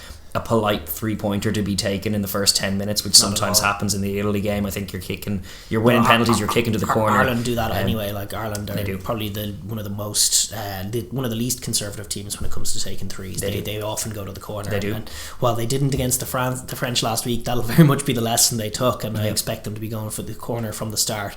But I think the bigger question, the more interesting question, you alluded to it there, is their momentum, their big 8-game win streak came to a close, and now they're in this situation where how much has that affected them? When we were in the Aviva Stadium in November, they were just attacking from everywhere. They were going off lineouts, they were running their patterns, their forwards were really quick to fold into positions, and they were ferocious in the contact, so they weren't being stopped in that way. The ball was quick, it was well directed by the 10, who was Sexton at that time, but whoever it will be, with directing traffic, tempo from 9, direction from 10, and speed and power from the forwards who fold into their shape really quickly. It becomes quite an irresistible thing to deal with. Indeed. Well, I saw the most impressive one in the autumn was probably that in terms of the context of this game was the Argentina game, which came the week after the All Blacks game, which was another very physical, very bruising, very emotionally charged performance. And the question is, the week after in a match that's kind of a friendly against an Argentina team, do you look a little stuttery? But no, they did chop and change. Carberry got the start in that game. And it was slightly different in that it was I remember against Japan it was all backs on the board, and then Argentina all forwards. Indeed. But it is probably that kind of game they want to play. They still want to move the ball, they still want to run it, but they want to make it about their forwards. They want to limit their errors and impose themselves physically on the Italians, who, while a solid defensive pack, I think we saw against England, can be just a little bit jaded if they can't get a play off against you on the defensive end. Like, if they're just not winning contacts, not able to slow your ball, then they start to fall off tackles and lose matchups. Or just drop balls clean eventually as the game wears on, and you're expecting that there's more wilt in the Italians sooner. Just if you face them later in the Six Nations, it just tends to play out that way, because they've already suffered 2 defeats, and it's tough to keep going and get up and go again. So it won't take much by way of accuracy and intent and ferocity from Ireland. It's those opening exchanges and how that game goes in that period. I mean, they'll back themselves to get the win anyway, but the degree to which the game is tough will defend a lot in the opening few minutes. If Ireland are a little unsure of themselves, if, like, say for example, Conor Murray's in at 9 and is throwing bad passes, and then they're dropping balls, and then they're just kicking the ball, and then all of a sudden everything that this Ireland team has been about, attacking from everywhere, getting everyone into their shape, keeping forward pods nice and wide, and then picking good options off each other, fades away a little bit into a different kind of contest and a different kind of Ireland. Then Italy can work their way into the game, and it's about getting on top of the Italian defence when they have the ball, not making errors, and playing the same sharp offensive game that they have played. Because as good as the French defence was, it was a very unique way of stopping Ireland, where you're going to get out of the line on the inside, smash them, make absolute nonsense of their ball, and just be humongous, like Paul Willems dragging down 6 Irish forwards and then getting a jackal off a line out. Like, those kind of plays aren't in Italy, I don't think. So Ireland just know, if they stick to their patterns, if they play with focus and intent, and they limit their errors, this offense will find tries for them. It's been a rhythmic, beautiful thing over the course of the last year, and it's about re-establishing that rhythm and getting some shapes right, getting some confidence in their veins, getting some momentum back in their campaign as they get ready for their seminal game, which is the Twickenham game coming up. That'll be decisive. So this is just an opportunity to bed in, re-establish some rhythm on the offense, shake off the Parisian kind of defeat and just a manner of it, and be ready and primed and as sharp as they are, or as sharp as they can be on the offense, to try and carry that momentum and ride a few tries and a nice scoreline into Twickenham, which is exactly what they'll need. But it takes being to the pitch of the game in a way that, because they have to be mindful again, and we'll talk about Italy, but like, Italy are going to be, I think, uniquely, we've given the news last week and we'll touch on this in a moment, they're going to be uniquely emotionally charged in this game, fighting in some sense for their place and justification in the competition. Like, Ireland, like, that stuff is not seminal as far as the quality of a rugby team one v the other. No. But it can be telling if Ireland aren't at the game. If they're rocking up kind of as you're saying, we'll get our win and go on to Twickenham, like, they do have to be mindful that there's a fight here in front of them. And that starts on both sides of the ball. I think it starts on defense more than offense, because actually England, although not quite impressive on the offensive end in terms of they only racked up 33, the nil that they doled out to Italy was very impressive, and that will be a little notice board target to try and just, like, let's not let our try line be crossed by this Italian shower. Let's dial in the defense, and that normally is enough to bring you up to the pitch of a match like this, where it is a mismatch. And you're right in saying the only danger is getting in your own way and trying to avoid that by being up to the pitch of the battle on the defense. They start a little sluggishly, Italy. Usually they start with a couple of hit ups up front or in the centre, and if Ireland can just get on top of those contacts, if you can have the likes of Ryan and Daragh just smashing guys back on the inside, then all of a sudden Garbisi will either sit deep and kick, or try something very ill-advised. He's their key man, Garbisi, so getting after him, I don't think, like you talk about Finn Russell, he's a guy who you shouldn't pressure because he'll open you up. I think Garbisi is a guy who you should pressure. And he's Varney is definitely a guy the two of them look quite good against kind of soak defences and drift defences, but when the pressure gets up, they tend to make mistakes. And when the breakdown's a mess, which it was in week 1 in Paris, and you saw some really loose clearing of the ruck from Varney in particular, he was struggling very much with that power, and you need to present a similar picture, just we're much stronger than you, we're going to bully you when you have the ball, so kick it to us so that we can attack. That's Ireland's template for it. One would think. And then from Italy, from their point of view, obviously the same old equation remains. Same old story. They everywhere they go, they get hammered. Well, they do. They try their damnedest. I tell you, if they are to deliver a big game, it might be this week. I know you kind of say that just because it's Ireland, and so you're the week of the match, you're a little down on that. Like, we never really give Italy too much thought when they're playing one of the other big five. They usually do lose the game comfortably, and it'll likely be the same way this week. But they will for sure be stung, and I know, like, as much as the South Africa Six Nations story has been big in rugby circles here, it's been colossal in Italy. Of course, the pressure that now is on this team. Like, people are questioning you. People are questioning your existence in the tournament. How are you going to respond to that? How, like, that's definitely. This is going to be as emotionally fodder. charged. I think this is going to be as emotionally charged an Italian performance as we've seen in the last couple of years. I think that's probably a more optimistic appraisal than I'd give it. Just listening to some of the talk coming out of them. I appreciate that, but it's just the history of watching, like, as it goes on. I think their best performances come against Scotland and in the opening of the tournament. I think week 3 is never Italy's friend. It's just because you get worn down when you suffer a few defeats, and they got nilled last time. It's just the fact that they've been so, and they did exactly what I asked them to, which was not kick threes and go gung ho for attacks against a tier 1 side last time out, and they just got 0. I'm not necessarily saying they're going to win the game, and I think, like, a lot will depend on the quality of what they're doing as well as anything else. And, like, that was the issue last week, was just that the quality wasn't there. Everything was too slow, and they were up against one of those sneakily very good defences in England, who just shut everything down, and, like, Jamie George and the like, every time they tried something they were just getting smashed. It's true. And but, like, against Ireland in Dublin, like, first of all, nobody's, like, gives them a prayer, but I think first of all, emotionally charged is what they'll bring. So it doesn't necessarily mean they'll be perfect or even be competitive, but I think they will be emotionally charged. I would hope so. I definitely hope so. I think it's a huge job. This Ireland team has been, like, say, the likes of Japan and Argentina has just cruised through them. Wales cruised through them. They're playing at a level that's like your All Black France, those England, those kind of huge games. That's the level that they have been playing at, and Italy obviously nowhere near that level in terms of where they've been. But it does start with just being, first of all, ferocious, and we know they have quality. Like, so some of their back rowers, the likes of Lucchesi, if they can be hungry in the initial part of the game and smashing guys, getting out of the line and making their tackles on the initial ball in the first couple of phases, and forcing the Irish back and showing them that they're there, a bit like they did in the opening week game against France, showing them that they're there defensively, competing for everything and giving up nothing, and forcing things to be a little scrappy from Ireland. That's phase 1, and that's the biggest step that I think they have to make a competitive game. I would agree with that. Obviously set piece is huge as well. They'll be under pressure from a barnstorming front row union that Ireland definitely bring to the party. They'll need to lock down their scrum, need to be accurate at line out. Sometimes though that the darts can go astray for them, but broadly speaking the same thing applies. Try and make it look like one of those old school Ireland-Italy games where you shock them with your ferocity initially and your emotional attachment to every contact early doors, create a few chances from errors, and try and be clinical and capitalise on them. Those are the Italy kind of ins into the game.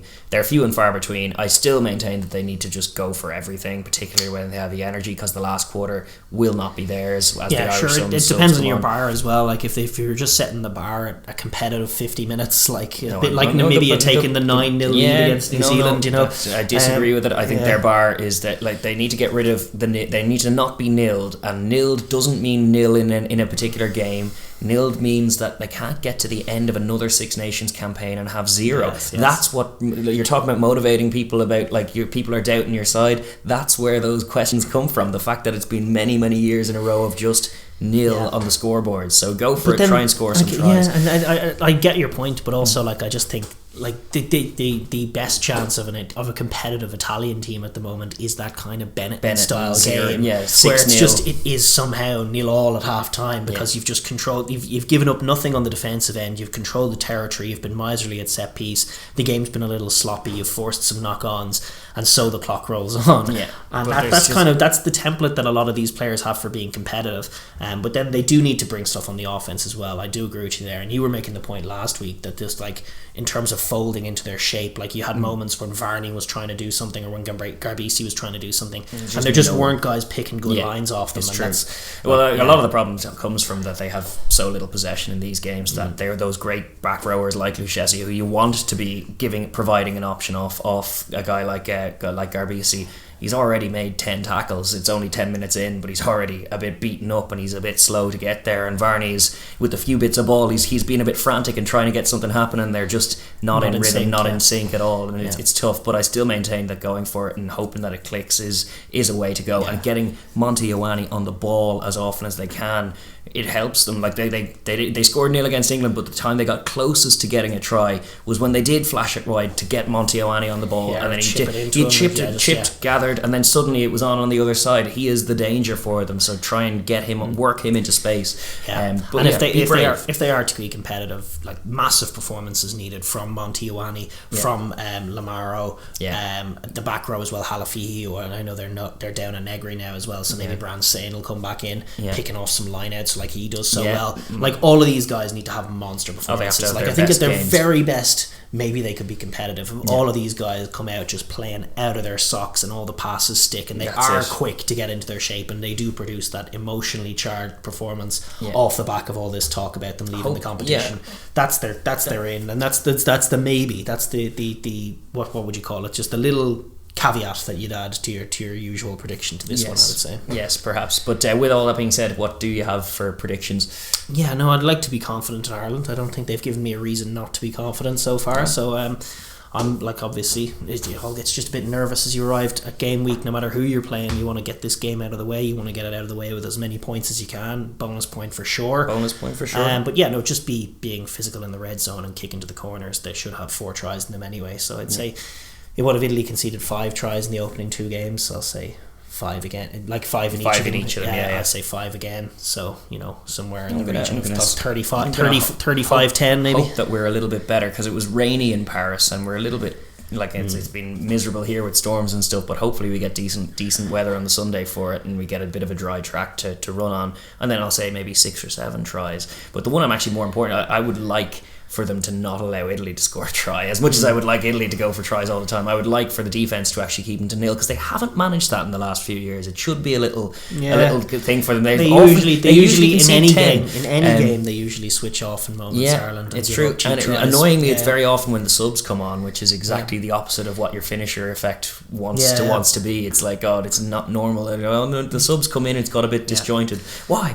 I think my honest prediction is that it'll be something along the lines of 40-something-10, and I think Italy will manage 10 with a try, but I'm hopeful that we manage to do 50-something-0. But I don't think that that's the more likely. I think it is more likely that Italy do get a breakaway score at one point, but that Ireland are dominant overall. I know your analysis is fair. It just worries me. It worries me to write them off. I mean, they shouldn't be competitive with Ireland, but who knows? No, I think Ireland will have too much in this one, and bigger tests await for this Irish team, I think. You're probably right. But listen, that wraps up our Six Nations coverage. 3 huge games. Well, you say 2 huge games, and who knows on Sunday? But an Ireland game. A couple of massive games on Saturday, and to look forward to. And we're really looking forward to it. How do you think it all is going to go? Let us know in the comments down below. But for the time being, we're going to move on. And just another footnote on this game, as we're actually shooting, we've actually got the news that Big Ian Henderson, the Irish lock, has tested positive for COVID and is hence pulled out of the squad. So obviously best wishes to him. That's terrible news for him. And fingers crossed as well that it ends there in the squad, and that we aren't reading about multiple cases and a whole new team come Sunday afternoon. Yeah, hopefully not. Hopefully we just have that be the end of it and let it Big Ian Henderson get better, and hopefully we have a good game coming up anyway. Absolutely. And no 28-0 to Italy. No, none of that. All right, moving on. We now turn our attention to Tier 2 and the Rugby Europe Tour Championship for 2022, which has already gone through the first 2 rounds, same as the Six Nations, running side by side. So we're out of the gap week now and ready for round 3 after all the dust has settled.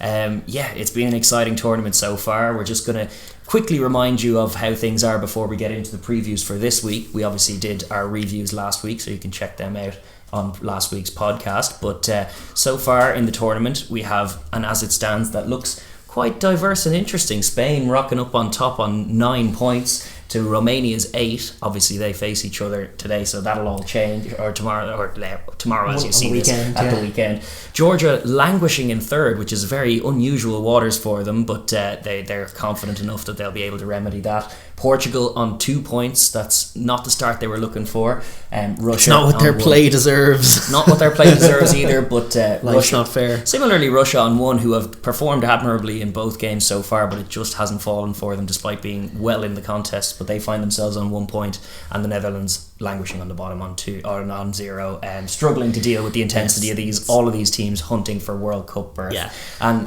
to just check up on how they're doing on that as well, this is the overall standing in Rugby Europe, which is obviously the more telling one because all of these sides just want to get to the World Cup so badly.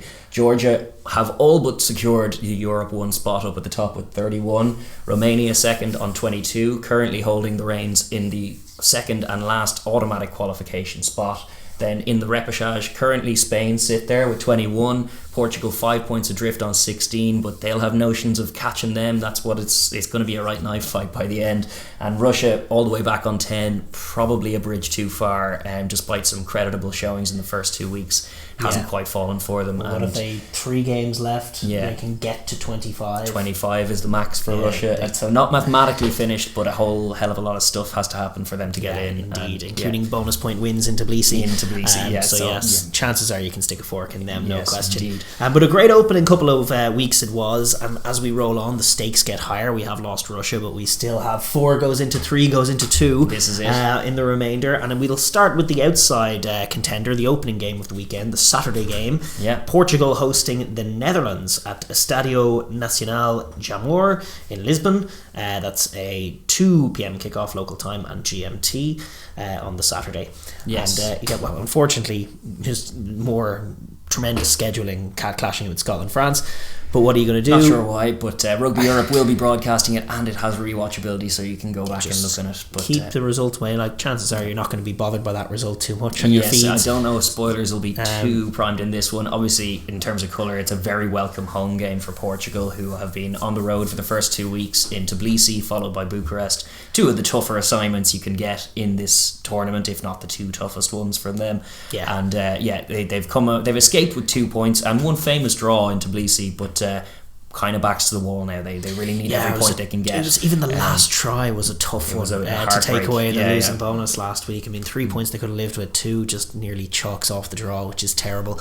But they are back. Here we are, home game against the weakest team in the competition, against whom I think they managed 60 last year. They did. And Georgia just managed 70 the previous week. Yes, they'll be optimistic that they can do something similar, even if it, as it is forecast, it might be a bit wet. It might not be the Lisbon sunshine we're expecting. That's correct. Atlantic rain rolling in to scupper their points difference. Yeah, well, we've had storms all rolling in up the Atlantic all week long, so maybe if that carries on, it might be a wet weather game. But even in that capacity, I think they will be backing their skills to grab enough tries to secure a losing bonus point or a winning bonus point, if nothing else, because that is kind of the key thing in the race for the World Cup. Yeah, we did get some positive news from Portugal as well, as that the floating messiah Daniel Arcade of Argentina is actually joining the squad and is going to be travelling to Portugal over the next few weeks. Some positive juju. Yeah, so I think he's working for World Rugby technically, so his job is kind of just to report with, help out, and then kind of report back with what's needed from a bunch of tier 2 teams, which is a great role for him, to be honest. He's just a great coach coming into these sides and just sprinkling wisdom and good juju. I like it. Graham Henry does something similar as well. That's right. Pop in and out of squads and help them out. He was over with Canada a bit,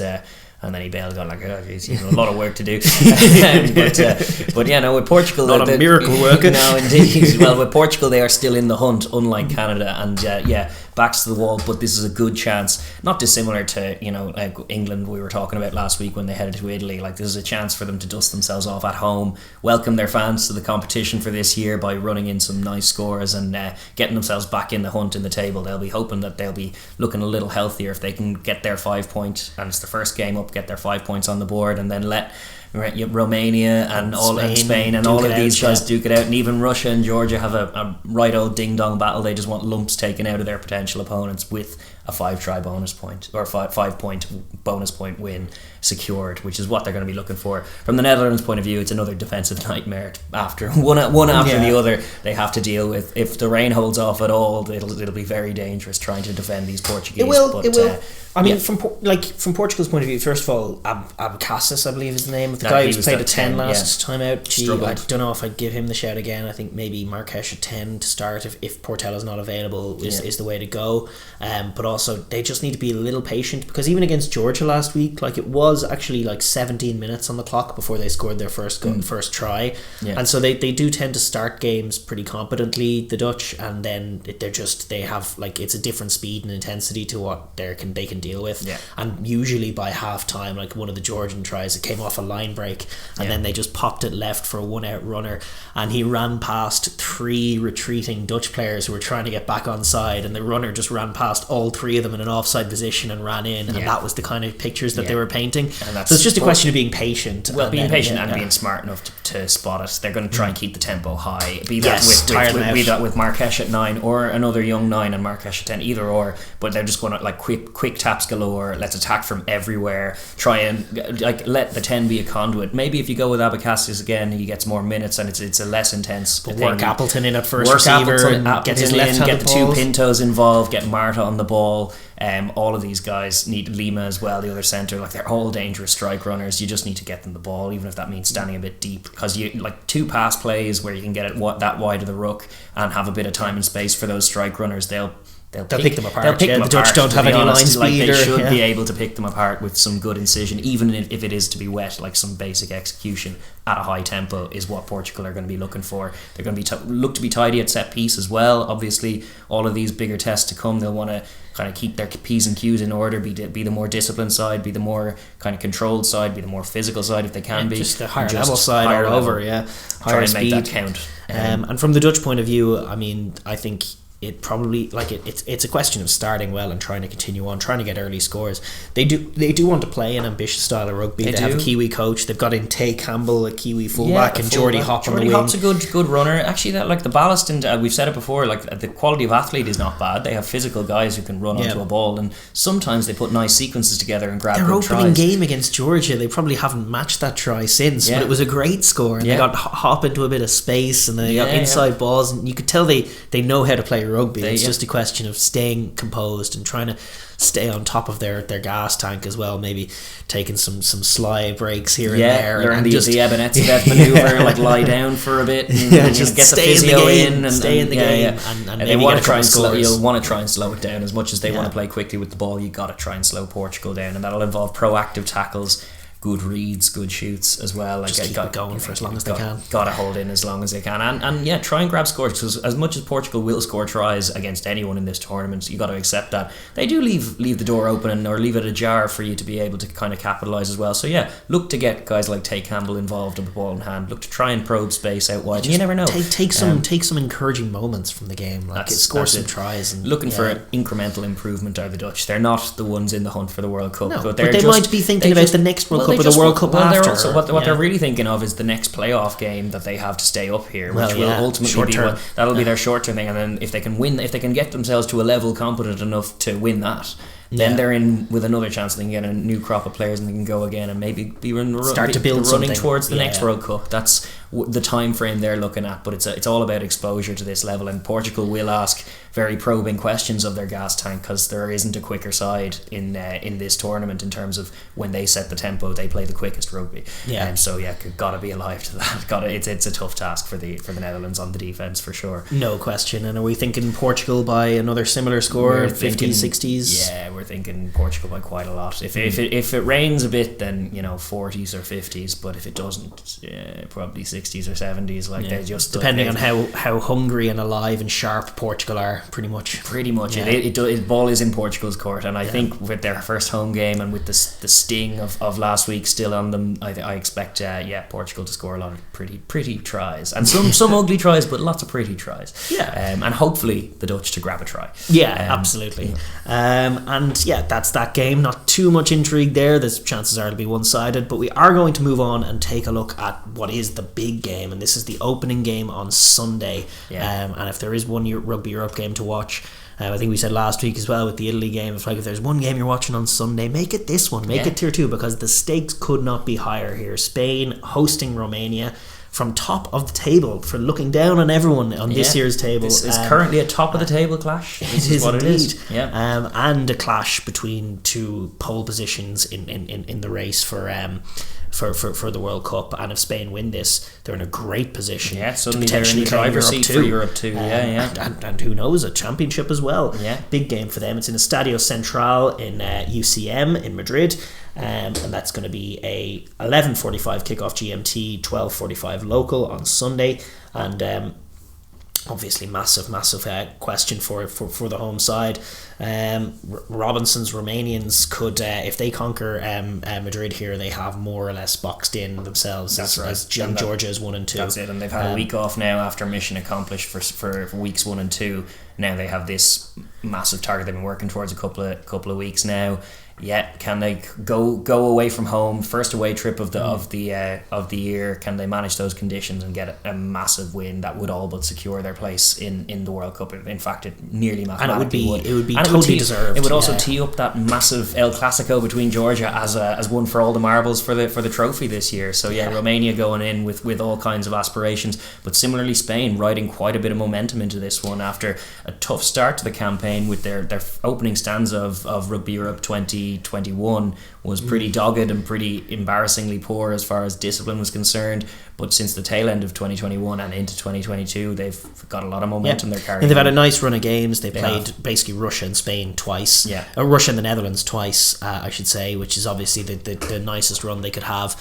And they were not perfecting last week against the Russians, nearly losing that game, but doing really well to come back and win it. True. I think they've obviously got wonderful skills, but I think in a word, the job this week is physicality. If there was one word you were putting up on the chalkboard for them, maybe you'd put discipline as well with these guys. Yes, discipline, but patience. Physicality for sure. And that has been their biggest work on really over the last 2 years and probably 4 years as well, ever since they failed to qualify the last time out, and that was obviously a bitter pill for them. And they had notions of being Japan, and they were wonderfully skilled, and they maintained some of that, but they probably had to sacrifice some of that just to allow themselves to compete physically. And they have. Their scrum has been much better, aggressive. Their maul has been really good as well, and Romania have a weak enough maul defence. But this is a step up. The Oaks are getting very, very close to Georgian levels of physicality, and they really did show it last week against Portugal. They did. And it's on Spain to prove that they are a tougher team than Portugal physically, and that they can stand up to it and bring loads of energy and loads of physicality. And if they do that, I think you're talking skill-wise about a very interesting, maybe not even money, but close enough to it kind of game. Like a good ding-dong battle is dead right. That's what Spain need to set up, and it starts, as you say, with physicality from the forwards. Guys in the back row will be very, very busy all day. Quercy, Foles, Dominguez, those kinds of guys will need to mind their P's and Q's, discipline first, but they do have to be physical enough to stop those Georgians in the tight. And then guys out wider, Rue and Ordas, so important for this team. They simply have to go well. If they don't go well, then it undermines pretty much everything. And I'm excited about Jimeno up against Vasa and Tamani as well. He cuts a mean line. He does the captain. So if you can kind of expose a bit of disjointedness, perhaps that'll be nice. How good was Mingy on last week? The very, winger, very the little good. scrum capped winger. They are of a mold. He's been grabbing good tries. So I think if you're a winger and you're below 5'6", you legally have to wear a scrum cap. It seems that way. That's these the rule. days. It makes they all want to be Cheslin Colby.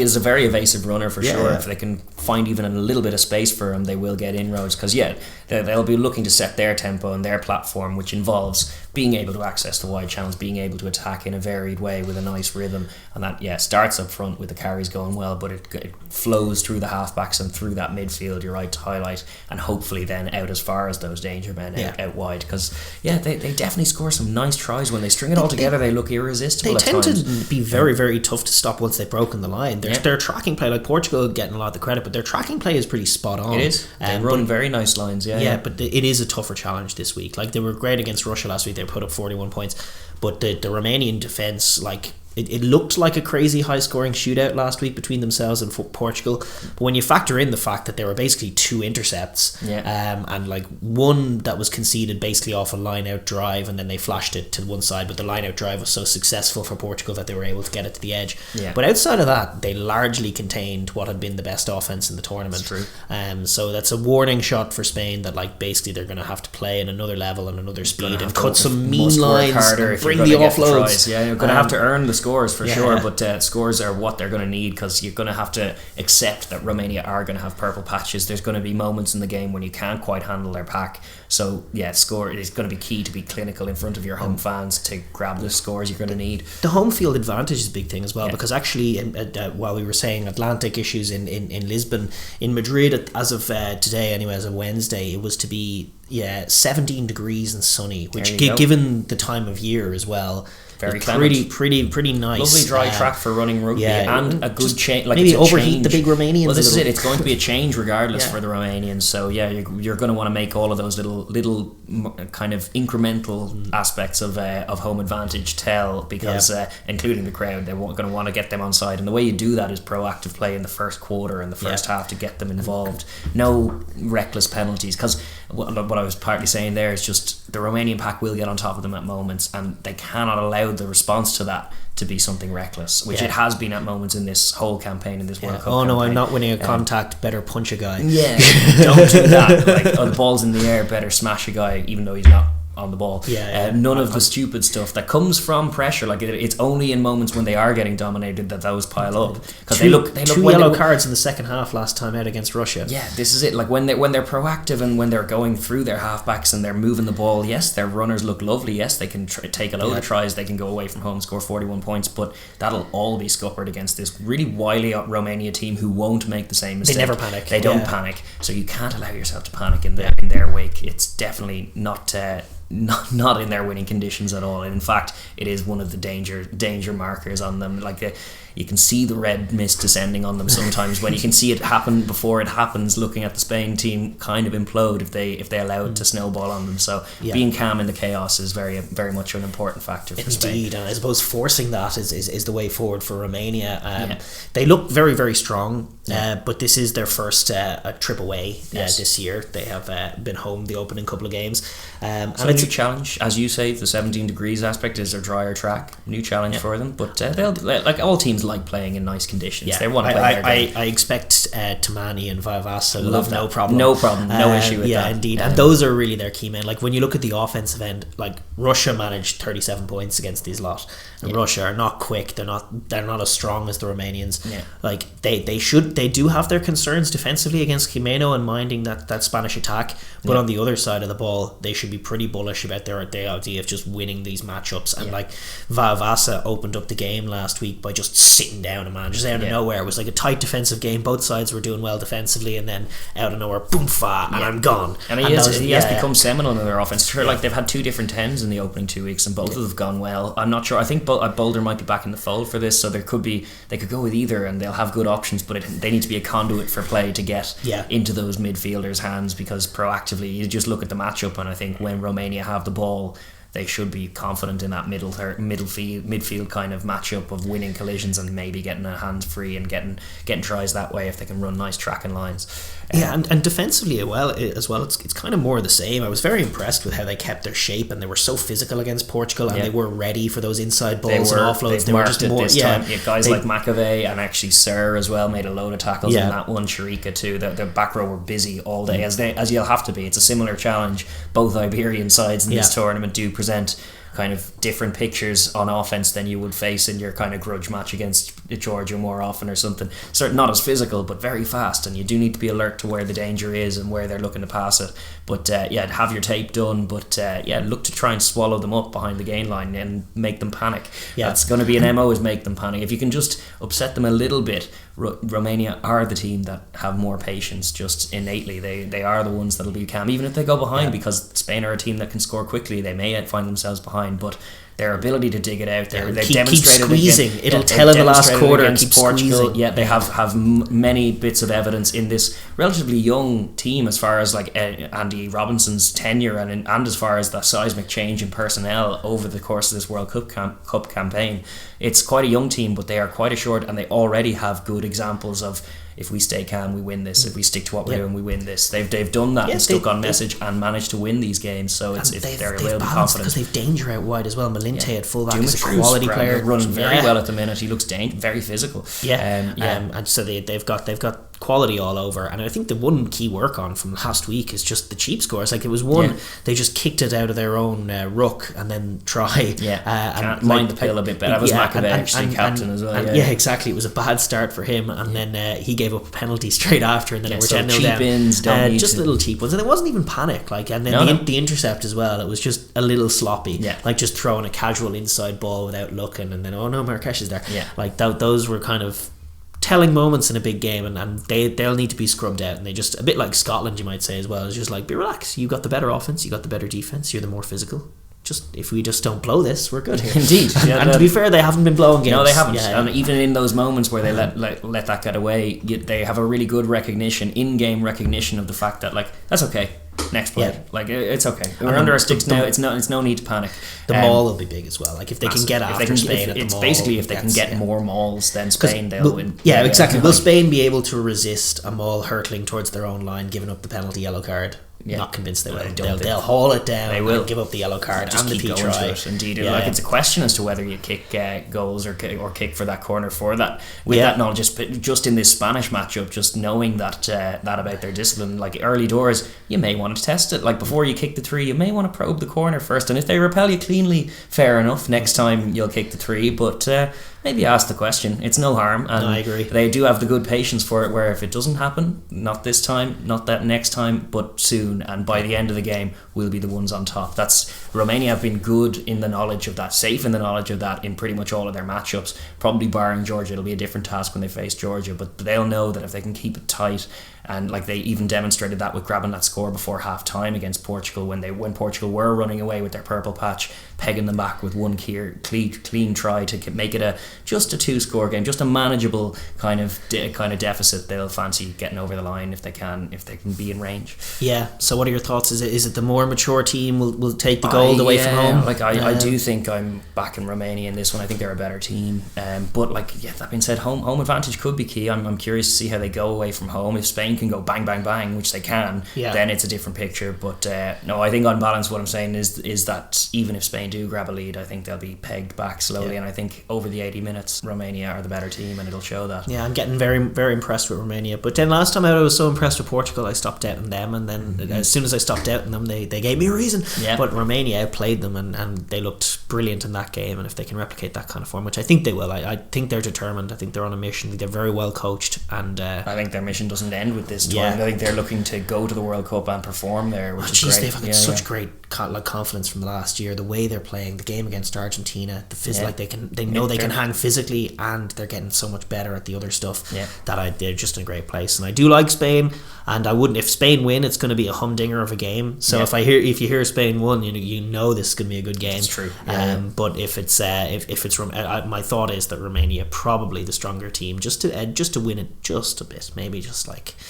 Yeah, and they've all been high-scoring games this year, so I think I'd go for another, like a 27-20, not quite, a little reined in from what they've been doing, but that kind of game. Some points scored. I think about 7 to 10 point margin for Romania is what I'm thinking.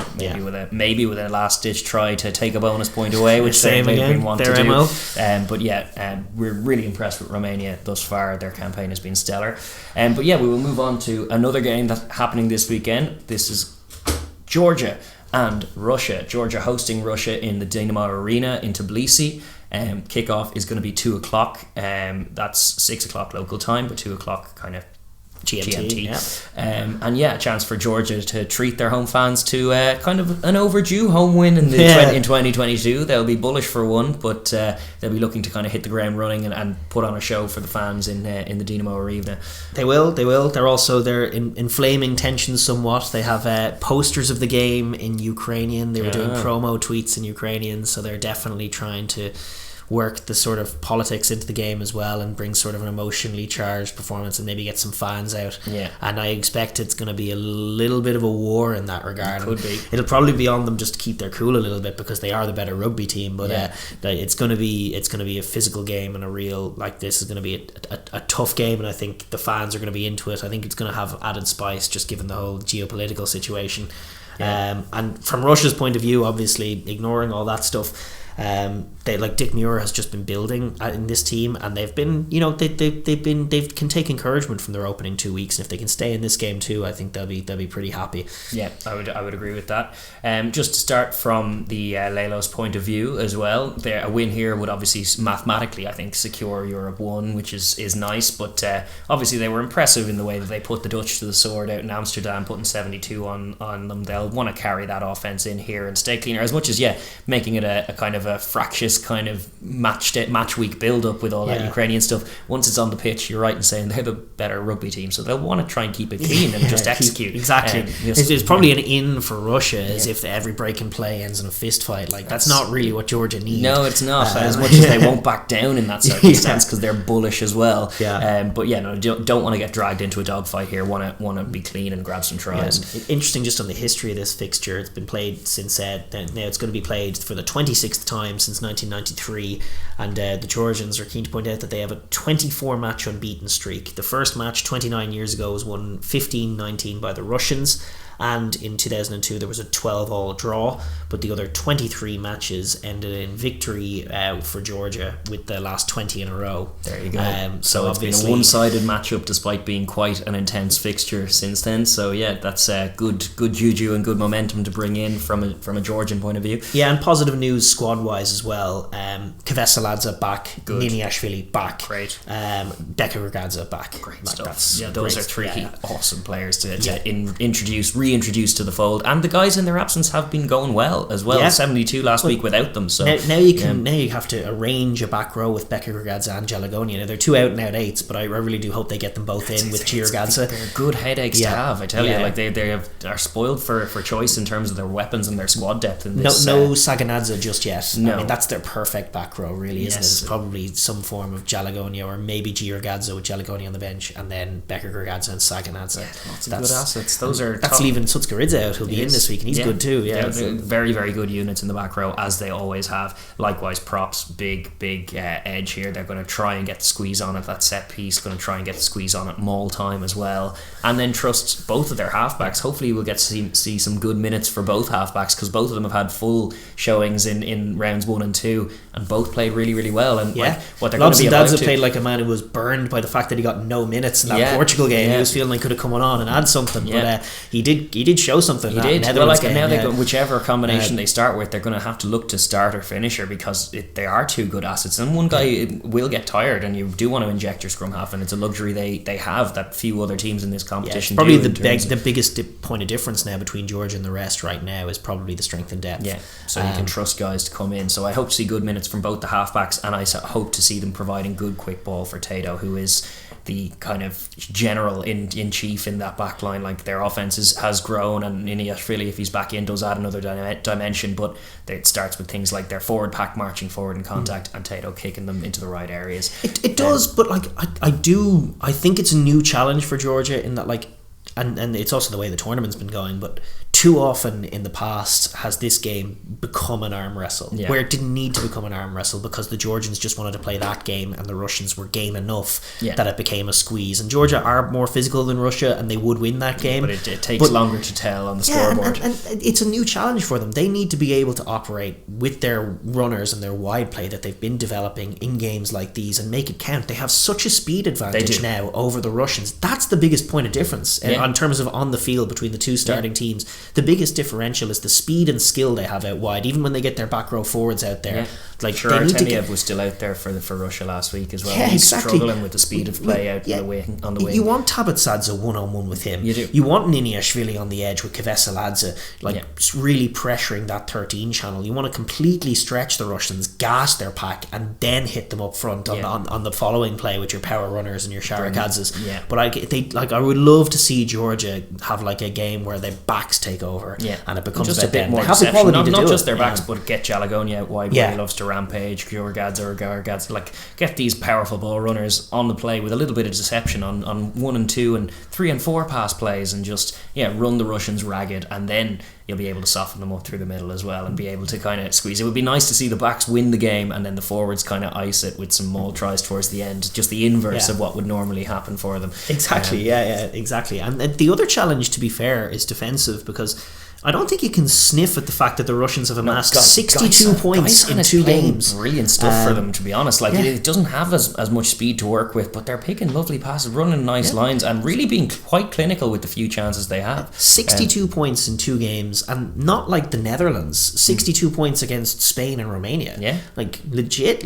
returns offensively for the Russians. They have a great maul. Dick Muir's really worked that in, and they're just finding tries pretty much every time they go to the red zone. And so from a Georgian point of view, it's a real defensive challenge for your tight forwards. With keeping them out of the red zone, dominating that territory, which goes through halfback and being proactive in the kicking game. But once you're there, big challenge for the defence. Like guys like Veseladze are going to come straight back in. And Sharkadze leads that defence so well. Has to be tight as a drum to repel this Russia team that won't roll over. They don't really have quit in them, so you're going to have to beat them for the full 80 minutes, both sides of the pill.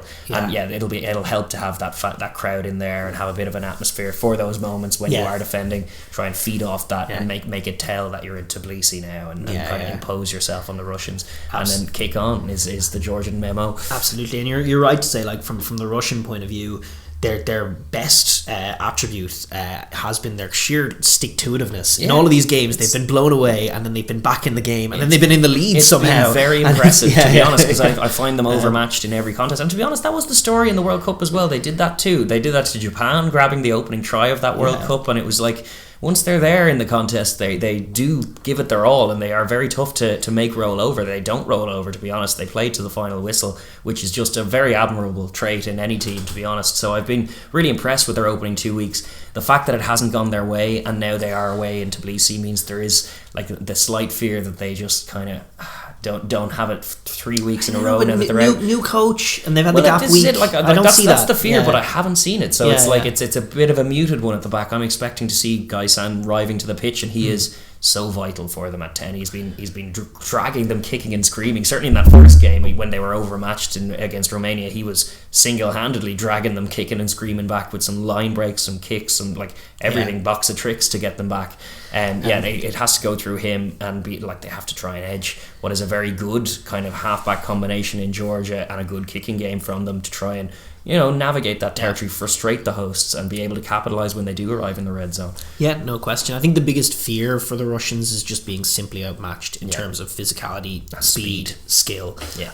And if they are just sort of blown away in that area, then that's the way that rather than their heads dropping, that's the way that the game can get away from them. It's just if Georgia beat them player for player, blow for captain blow. Gregev at number 8 is going to have to captain from the cold face. He's going to have to make probably in excess of 20 tackles, and maybe they all will. Like the other back rowers, Arkip and Vavelin, and will be busy all day, and they're really good. We were listing them for Georgia, but they're really good runners, and whoever comes off the bench in the back row is a really good runner as well, a danger man. So tackles need to be made and need to be proactive, and you need to spoil their ball and slow them up as best you can. Come up with some heroic plays and big steals and force knock-ons and get the crowd murmuring. And then when you do force knock-ons, actually Podrazov, the tight head, biggest test of the year. Biggest test of the year for any of these guys. When you go to Tbilisi to scrummage as a tight head, that is the biggest test of the Rugby Europe calendar for them. If it's Nariashvili, who's been gnarling away at all of these scrums, it doesn't quite matter who it is. You know you're going to be under pressure. Like whichever Georgian is opposite you and whichever Georgian 8 are opposite you as a tight head, it is just a big task. It's a big ask. You need to lock it down. For the Bears' chances, they need to be able to lock it down. Yeah, no question. So with all of that said, in the week that's in it, how do you see this one going into Tbilisi?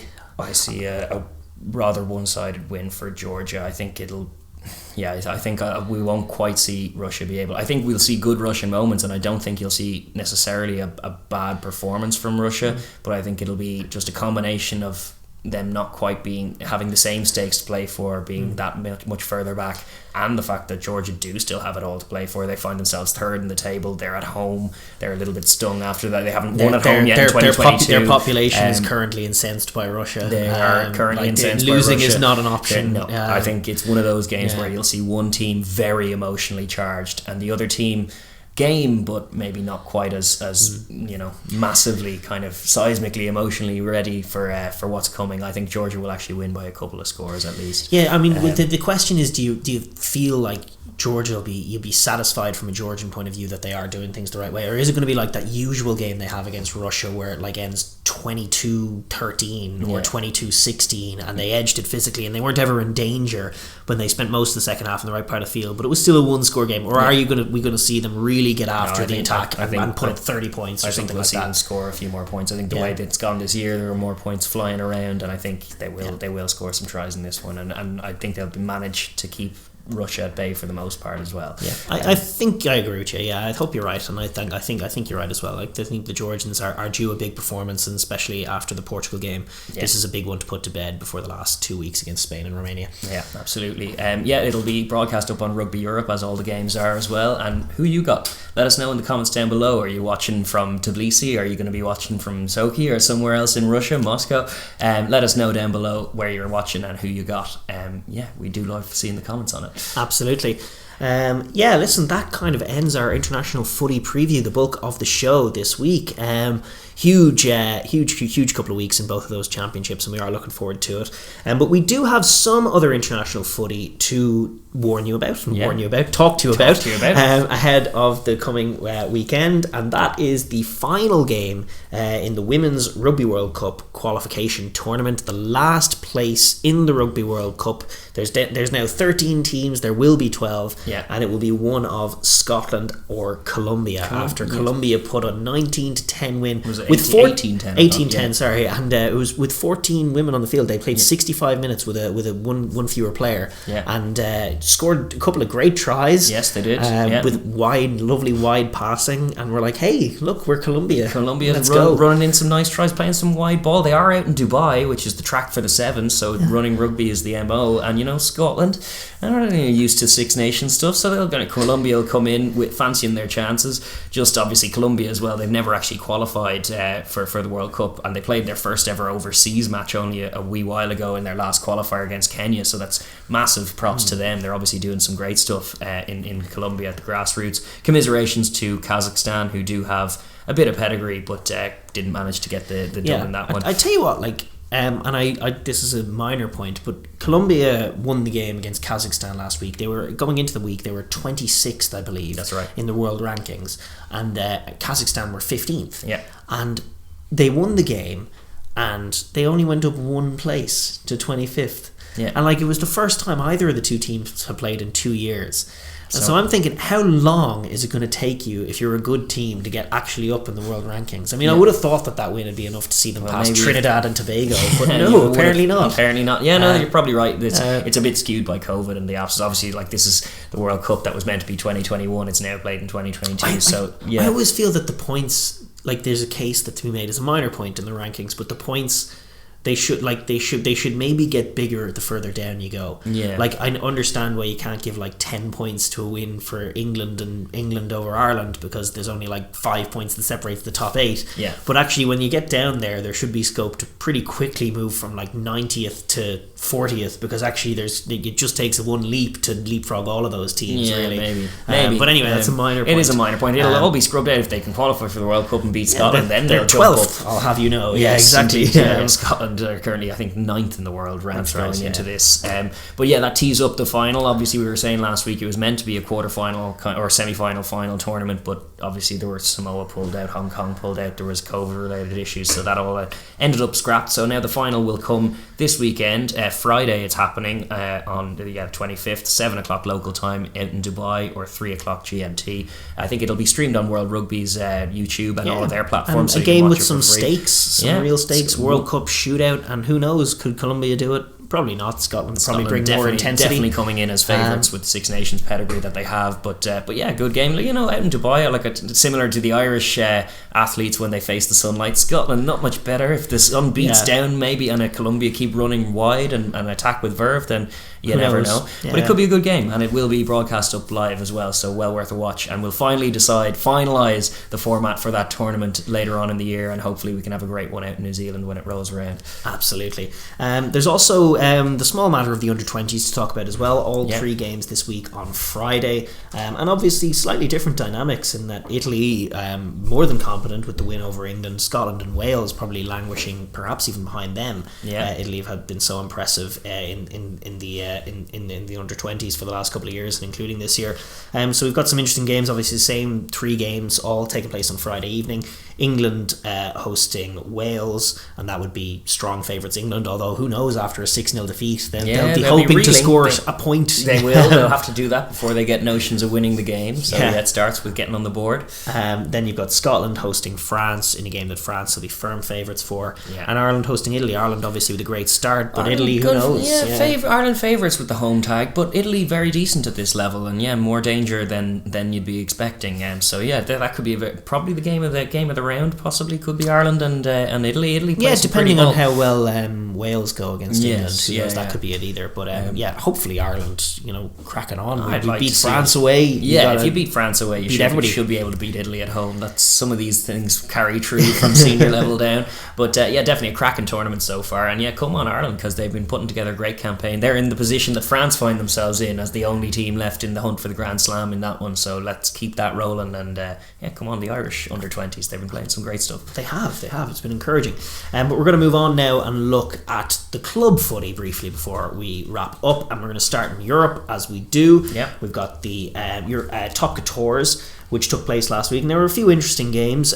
Stade Francais under Quesada are just going from strength to strength, put up 65 against Biarritz, one of the form teams in the competition. Montpellier slipped up away at Brive in a 16-all draw. La Rochelle got a great win over Clermont. Cast edged out Lyon at home, but on Sunday night, Finn Russell and the boys in Racing got a big away win over the hosts, 16-13, and we're celebrating Bordeaux, in the change rooms after. We're sitting on top, but that was a big away win. The story of the tournament right now has to be the 6-game losing streak of Toulouse. Toulouse. Indeed. And they had 2 extra men in this game and weren't able to win. They lost to Pau 27-22 away from home. Had 2 extra men, I think, to finish the game, or at least for a large part of the finish of the game. It was. It was a very early in the first half of the red card game. So they've gone from 9-2 and top of the table to 9-8 and clinging on to 6. The red card, actually, I'm remembering now, was quite fortuitous from a Toulouse point of view, because it was actually Elstadt instigated the whole incident. It was off the ball, off a ruck, and Elstadt shoved a guy and then went in to shove him again, missed him because he slipped, and in slipping he threw a little right hand up and caught him in the mush, and that means the defender gets a red card for a strike to the face. But then Elstadt continued and drove him to the ground and got no punishment. As much as you just grab a guy, rattle him around until he hits you, and then get a red card. So no punishment. And that shouldn't be a positive play, as much as you're interpreting the laws to kind of mitigate. Obviously a strike to the face, but the context, it was kind of like a pullback, like you'd see in a boxing thing, like a little check hook to stop the onslaught of this guy who's bull rushing you, and no penalty for the guy who's instigating that whole event. Even if you got to give the red, because of the law book and the strikes to the face, you got to give a yellow to the guy who instigating. I feel like there's an interpretation without even changing the laws that would see the Toulouse man punished in that instance. But I suppose the interpretation that punishes him is that they couldn't even win, despite getting that slice of good fortune. Couldn't get a win, and it's 6 in a row now, and that is crazy, unprecedented for this Toulouse side. Obviously, Zach Holmes struggling in that 10 jersey. Very much so. Obviously that is the point, is where UE Toulouse, they're in the Six Nations camp with France as the spine of the team, which is correct, but you still don't want to arrive back to a team that has lost X amount on the bounce, and it makes everything tougher. All of a sudden they're scrapping for a barrage position instead of being comfortably in the top two. The two finalists from last year find themselves in 6th and 7th, La Rochelle and Toulouse, so it's been kind of with contrasting form. La Rochelle are coming back into the fold. La Rochelle had a very tough start and coming back into it. Unfortunately, at the bottom end of the table, Toulon have dragged themselves out of relegation zone, and the 2 teams that came up last year, Biarritz and Perpignan, find themselves in the chopping block as it stands. Biarritz just can't cope with their Jalagon Polonia? No, sorry. But they're struggling at the bottom of the table, unfortunately. And I do like Biarritz, so I'm not wishing that on them. And then this week we have a few games. Lyon hosting Biarritz themselves doesn't get too much easier for them. No. Pau hosting La Rochelle, Racing hosting Castres, Clermont-Perpignan, Brive, Toulon, and then on Sunday, those are all Saturday games, and then on Sunday you've got Montpellier hosting Stade Francais. That's a game. That is a game, especially with Stade's form. It's just incredible. Montpellier's form up at second in the table. Good game. Great game. And then you have Toulouse hosting the league leaders in Bordeaux-Bègles. They do have the game at home, but they're up against the hosts, staring down the barrel of seven in a row and up against the top of the table, and you don't have your top level. Bordeaux has slid a couple of defeats in back-to-back weeks. Bordeaux are missing a few players for that Six Nations group as well. There are a lot of teams out, actually you're seeing the benefit of some of Montpellier's mercenaries in this particular window where the Six Nations guys internationals. I don't know what you're talking about. Indeed. So it's definitely a tough one to manage, but normally they do a better job. Certainly Toulouse normally do a better job of managing this particular window and grabbing a couple of home wins to see them through. So they're suddenly in that barrage scrap where Cast might normally find themselves. So interesting dynamics in the top Quatorze. And meanwhile in the URC then as well, there were a few games played last week. Obviously Cardiff and Zebra was postponed, so that didn't happen. Zebra just can't play any games. Neither can Cardiff. The two of them 7 regular season games in the league. Extraordinary. And they both missed European games as well. They just can't seem to take the field. It's unfortunate for them. So the games that did happen, we had Munster winning comfortably against Edinburgh. It was a ding-dong battle, but 34-20 in the end. Never really in doubt when you were watching the game, if you're honest. Leinster then on Saturday, 29-7 bonus point victory over Ospreys. The James Lowe highlight reel try, definitely the highlight of that one. On a personal note, I was it's obviously Leinster and it's in the weeds and it's the stuff we care about, but I was at that game and I was very encouraged. It looks like standard Leinster got their win, but actually in recent weeks they've been leaning on the defence and their attack has been sloppy, and it was still in this game in the red zone specifically. They still don't really know what they're doing in the red zone, and they try these tap and goes. Exeter ball that they're doing. But Harry Byrne and Ross Byrne, who have been struggling this year, were both very good as a 10-12 competition, and they were just doing the basics way better. They were squaring their shoulders and throwing good passes and making good decisions pretty consistently. And as good as James Lowe's 80-metre run was, and I'd be hard pressed to deny it's one of the highlights of the game, I thought that Jordan Larmour's try was the highlight of the game. When Leinster started a sequence, they got a turnover on between their own 22 and their own 10, and they went through I'd say it was about 10 phases, moving it from side to side, and loads of touches for Ross and Harry, and they just moved the ball perfectly, went from one side of the pitch all the way down to the other, and it ended with Ross Byrne grubbering it from deep in the 22 for Larmour to score. And it was just a really excellent sequence and very encouraging against a good Ospreys defence. So I was happy. Leinster get a gold star this week. Getting a good review from us. Meanwhile, over in Glasgow, they were hosting Benetton, and a scrappy one came to a close, 13-3. Comfortable enough victory for the hosts. Benetton making it a bit of a dogfight and being there for the physical fight. But Glasgow developing a pretty good habit of winning games this season. They're well in the hunt, so they are at the top end of the table. 8-3. Yeah, a decent record. Scarlets suffered a home defeat to Connacht, 29-23. Connacht kind of started the game poorly, then rattled up a score that they then ended up kind of throwing away before the end. It was a funny old game between two sides that are equal parts entertaining and flawed and frustrating, and it kind of played out that way. But Connacht doing well to grab an away win, and they kind of needed that one in terms of their campaign. Yeah, no question. But I have to say that the moment of that match, certainly Connacht did really well and they didn't throw it away, and good for them. So it gave up an early lead and won it. But the sort of headline from that match was the bizarrest red card of Leva Fifita, who unfortunately, while they were trying to blow it, picked up a yellow card, a deserved yellow card for, I believe, a deliberate knock on. Yeah. And then he comes back on and instantly gets another yellow card, and then they're down to 14 again and he's red carded. Yeah. And it was just it was a crazy call. Yeah. There was a little kick in behind from a Scarlets player, and he goes to charge it down and just lands, and the kicker of the ball just charges into his chest and goes, and then they go red card, and the poor big man, he's just going to charge down a kick, and he just lands and stays exactly where he is. You don't have to move with his hands up, and the guy just charges into his chest, and from his perspective it's I missed the ball.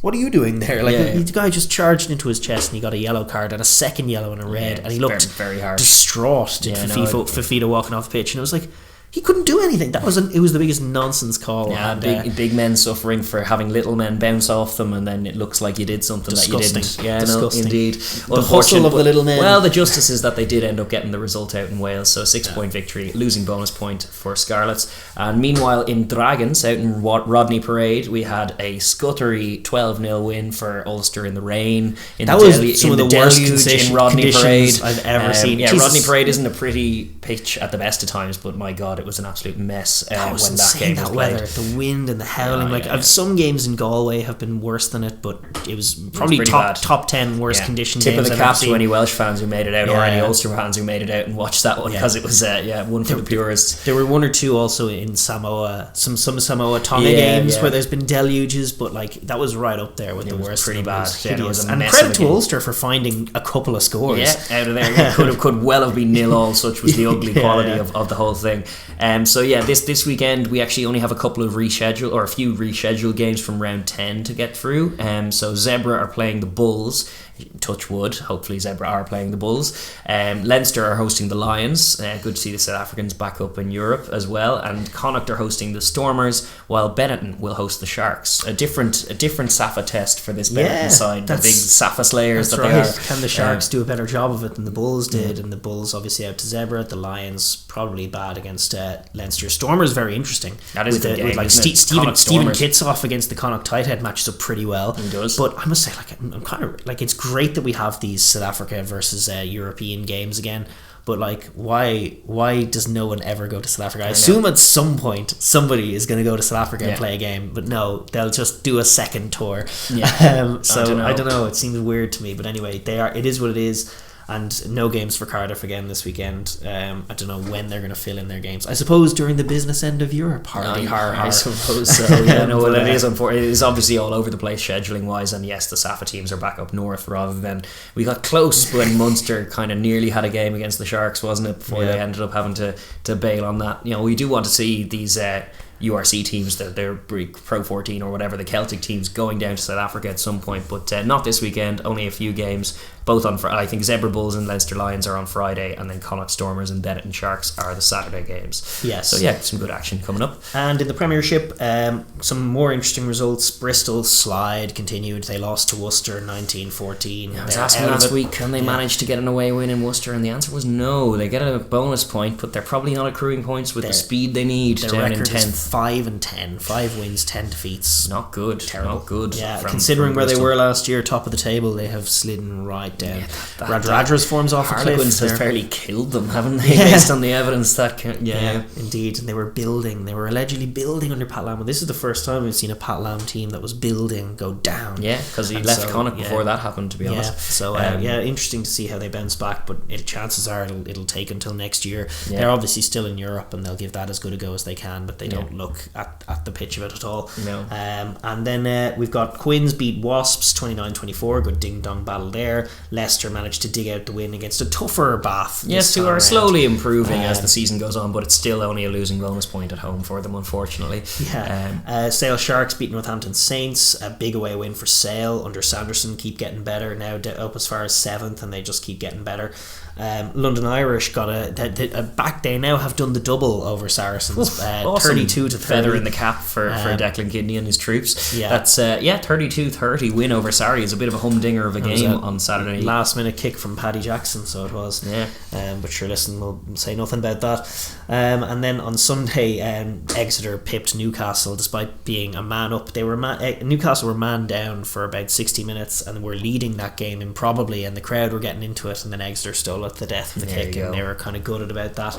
Anyway, all that leaves the table. Bath still bottom 10 points from the dizzying heights of 11th, where Worcester lie tied with Newcastle on 25. Bristol just 3 points ahead of them on 28.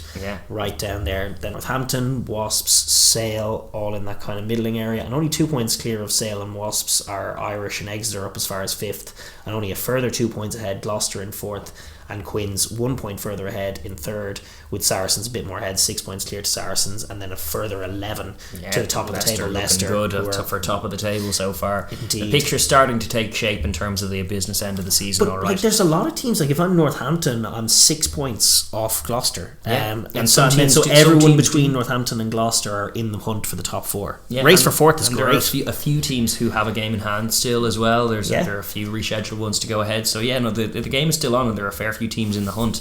It's a very, very interesting tournament.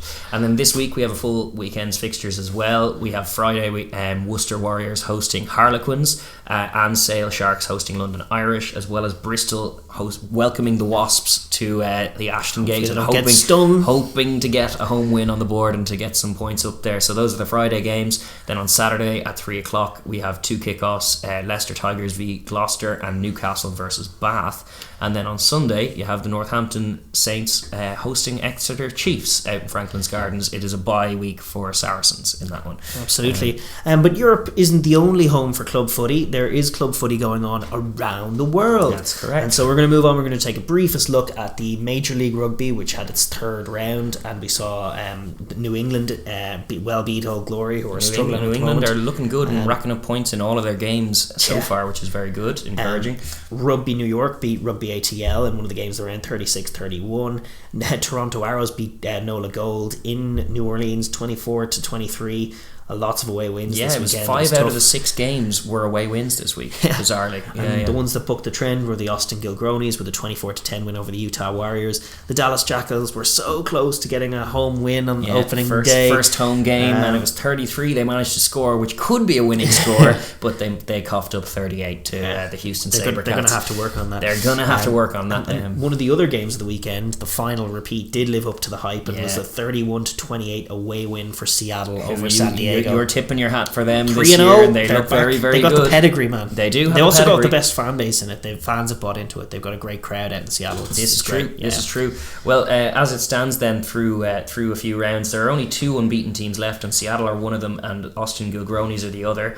But those are both in the Western Conference, so that's interesting. On the other side of it, you have Rugby ATL leading it, the New England Free Jacks looking good so far as well, and Rugby New York up there in the hunt as well. Yes, it's already taking shape. We're seeing a rough start to the teams I like. I was a big believer in Nola Gold and Utah Warriors, both of whom not a win between them in 3 rounds. Toronto struggling a bit as well. And, my guys. And the Eastern Conference Giltini's getting back in it as well. I think they've only played 2 games. That's right, won. So there are a few games in hand, or there are a few buys, obviously, with the addition of the Dallas Jackals. So it changes the kind of dynamic. This week as well, we have 5 fixtures, I believe. Starting on Saturday, we have the Old Glory DC hosting the Toronto Arrows. Both sides looking to get a win on the board, get off the mark. So that'll be a fun one. Then on Sunday, where this is Sunday our time, I think it's actually Saturday kickoffs, but 1am on Sunday, Seattle Seawolves hosting the Austin Gilgronis. That's a big game for sure. Dallas Jackals hosting Rugby New York, a fun one, a chance for maybe Dallas to get off the mark, but Rugby New York are pretty good. Houston Sabercats will be hosting the San Diego Legion then, and the LA Giltinis back in action against the New England Free Jacks, who are high flying. That could be a fun game because both sides like scoring tries and like running rugby, and we're out in LA. The quality is great, and there's some lovely close games in it as well. It's taken shape. Great coverage over at the Rugby Network. You should check it out there. And then we'll also take a look at Japan. Well worthy of a mention given the stock of player that's playing in there, but there were only 2 of the 6 scheduled games played last weekend, unfortunately, which saw the Cannon Eagles beat the Shizuoka Blue Revs, and the Panasonic Wild Knights beat the Toshiba Brave Lupas 30 points to 18. The rest of the games, unfortunately, were called off, postponed, unfortunately, so there'll have to be some rescheduling and stuff to go ahead. Still you're looking at the usual suspects. Suntory looking very good and unbeaten so far, and despite the fact that the Wild Knights have one loss on the board, they're the ones holding the trophy, and they look pretty decent as well. You obviously also have teams like the Kubota Spears are looking good so far as well at the top of the table. So some good teams, obviously some mismatches as well sometimes in this one. This weekend we do have a few fixtures, 6 I believe, to go ahead, and hopefully they all do. 2. Green Rockets are going to be hosting the Shizuoka Blue Revs. Kobelco Steelers are going to host the Red Hurricanes, who have yet to get a win on the board. They're the ones struggling the most for form. The Wild Knights will be hosting Suntory in a replay of last year's final. That is the game of the weekend for sure. Shining Arcs will also be hosting Brave Lupus. Kubota Spears hosting Toyota Verblitz. Those are all the Saturday games. And on Sunday, the Black Rams will be welcoming Cannon Eagles. Yes, indeed. But as that wraps up Japan, we're going to move on and take a look at what was the real headline of club footy last weekend, which was the beginning of Super Rugby. Yes, Super Rugby Pacific. It is here.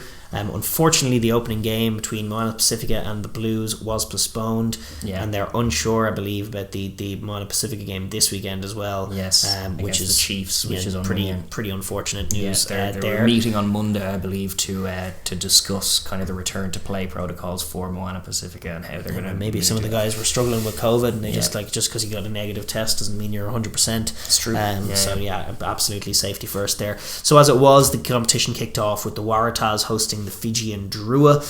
It was 40 points to 10 in the end, and I mean, it was like I was watching the Drua, like it was.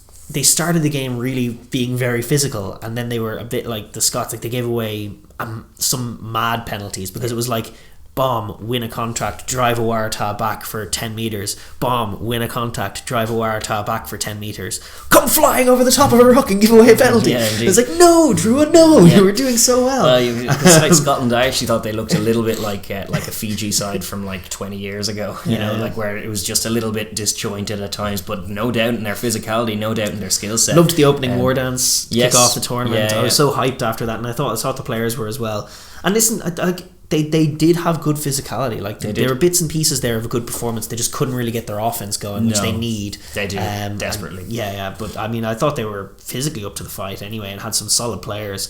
True. So I'm expecting them to get better as they go. And Angus Bell, by the way, from the Taz, he was definitely their man of the match. He said he was everywhere, dynamic difference maker for them. And they look a bit more physical than they did last year. The Taz, no doubt. He was coming up with all kinds of plays. Like he was just looking, hey, I'm the test level guy out here. He's like getting one of these things where just the test level player starts putting his hands in every ruck and coming up with the ball, and then he carries, and it's just different. He just wins all the contacts. That was true. He was very impressive last year in a Wallaby shirt, and obviously Fiji and Drua was a couple of steps down, and he was enjoying some of the freedom of Sydney there. Very impressive showing from the Taz to get their campaign off to a winning start, which is not what we were saying last year, so already more impressive from a Taz fan point of view. Then on Saturday we had the Chiefs hosting the Highlanders. That was a fun game as well, 26-16. Really tight in that, and the Chiefs, good value for their win in a very, very pretty stadium that they were playing in as well. It was gorgeous. Up in the mountains. I mean, I was saying, like, if you're going to do games with no fans, do them like that, because you won't mind then. Just put it in the most picturesque, it was Lord of the Rings stuff. Location that you can have just up in the Highlands. Take me off to a mythical world of rugby where games are played on the side of mountains. Indeed. It's like, it was great. The Orcs v the Elves, it was great. That was awesome. That was probably the highlight of that game. That and the general performance of Pitagus Sawakula, who was everywhere. He was everywhere, including vaulting over Aaron Smith for a try that Nigel Owens has given not his seal of approval, because I know technically you're not allowed to jump into a tackle, but over it. That's the thing, is that in the rule book it specifies dangerously, and I didn't think it was dangerous. Aaron Smith went so low, and he evaded him. Surely being evasive can't be illegal. No, indeed, not from a safety point of view. If you completely evade the contact, I think you should be rewarded, and I think he did that expertly. It was like a little NFL play. It was. He hurdled the halfback, and it was so cool. It certainly gets the overlap seal of approval. So many spoil sports watching that highlight and going, illegal. That was all I saw about that. It sparked a big debate, and I was like, did you see what he did? It was awesome. Indeed. I enjoyed it. Even Aaron Smith was tweeting, going like, now I know how some of those NFL boys feel, how to be hurdled. And to be fair to Aaron Smith, like, he was trying to be the heart and soul of that team, but the offense for the Highlanders is a little bit lacking and was not quite on the level. Chiefs look on a good level, and they look ready to take on the tournament, even in the absence of D-Mac, who's busy lighting it up in a Suntory shirt. He's taking his swing at Bowden's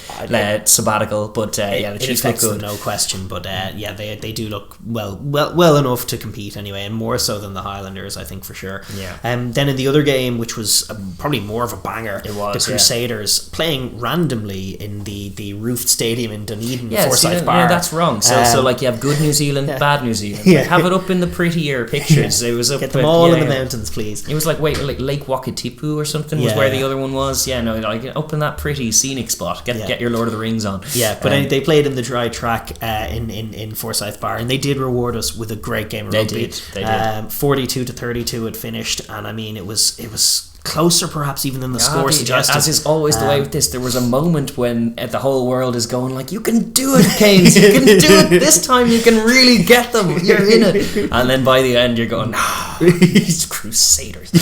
So Will true. Jordan. It's hilarious. Yes, he's really good. It's hilarious because we're that team in the URC. Yeah, we are. Yeah, Leinster get the same. I do find the Crusaders winning all the time so damn frustrating. I know. It's just games like these where they were good value for it. Like the Canes had the game swung really on a pre-halftime sequence when the Crusaders went down a man, and then it was 13-12 at the time to the Canes, and they went up the field and did a great red zone drive, and now Mua scored, leapt over the line. Great. Yeah, and then they reviewed it, and he took a knee at the very beginning of his contact before he sprung up and scored. He took a knee, and then he kind of got off the knee, but they decided tackled, it's a and very then he didn't release. interpretation. That's the kind of stuff I'd expect more in the URC. Yeah, indeed, but he kind of sprung himself from that knee, I guess, which was what the call was. No, we saw it. Sure, was given against Kelleher in that All Black game last year for us as well. Yeah, and that was right under the sticks.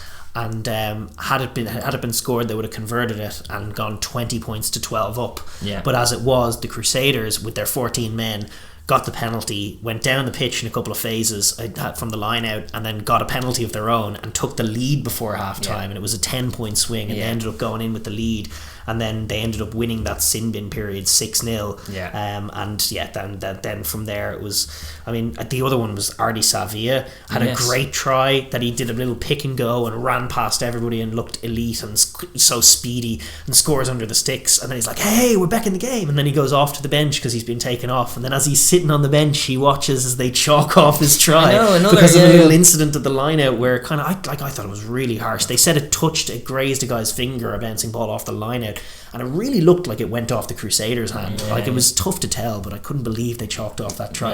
They were just being mean to the poor Hurricanes. The Canes, who were well in the game and had some great moments. Will Jordan was awesome, and the Crusaders were very good. They're undeniable all the time. As much as you'd want others to rise to that challenge, it's only for the fact that they're so good that's the dynamic. But no, they were too good again in the dry track, and fair play to them. Congrats are in order.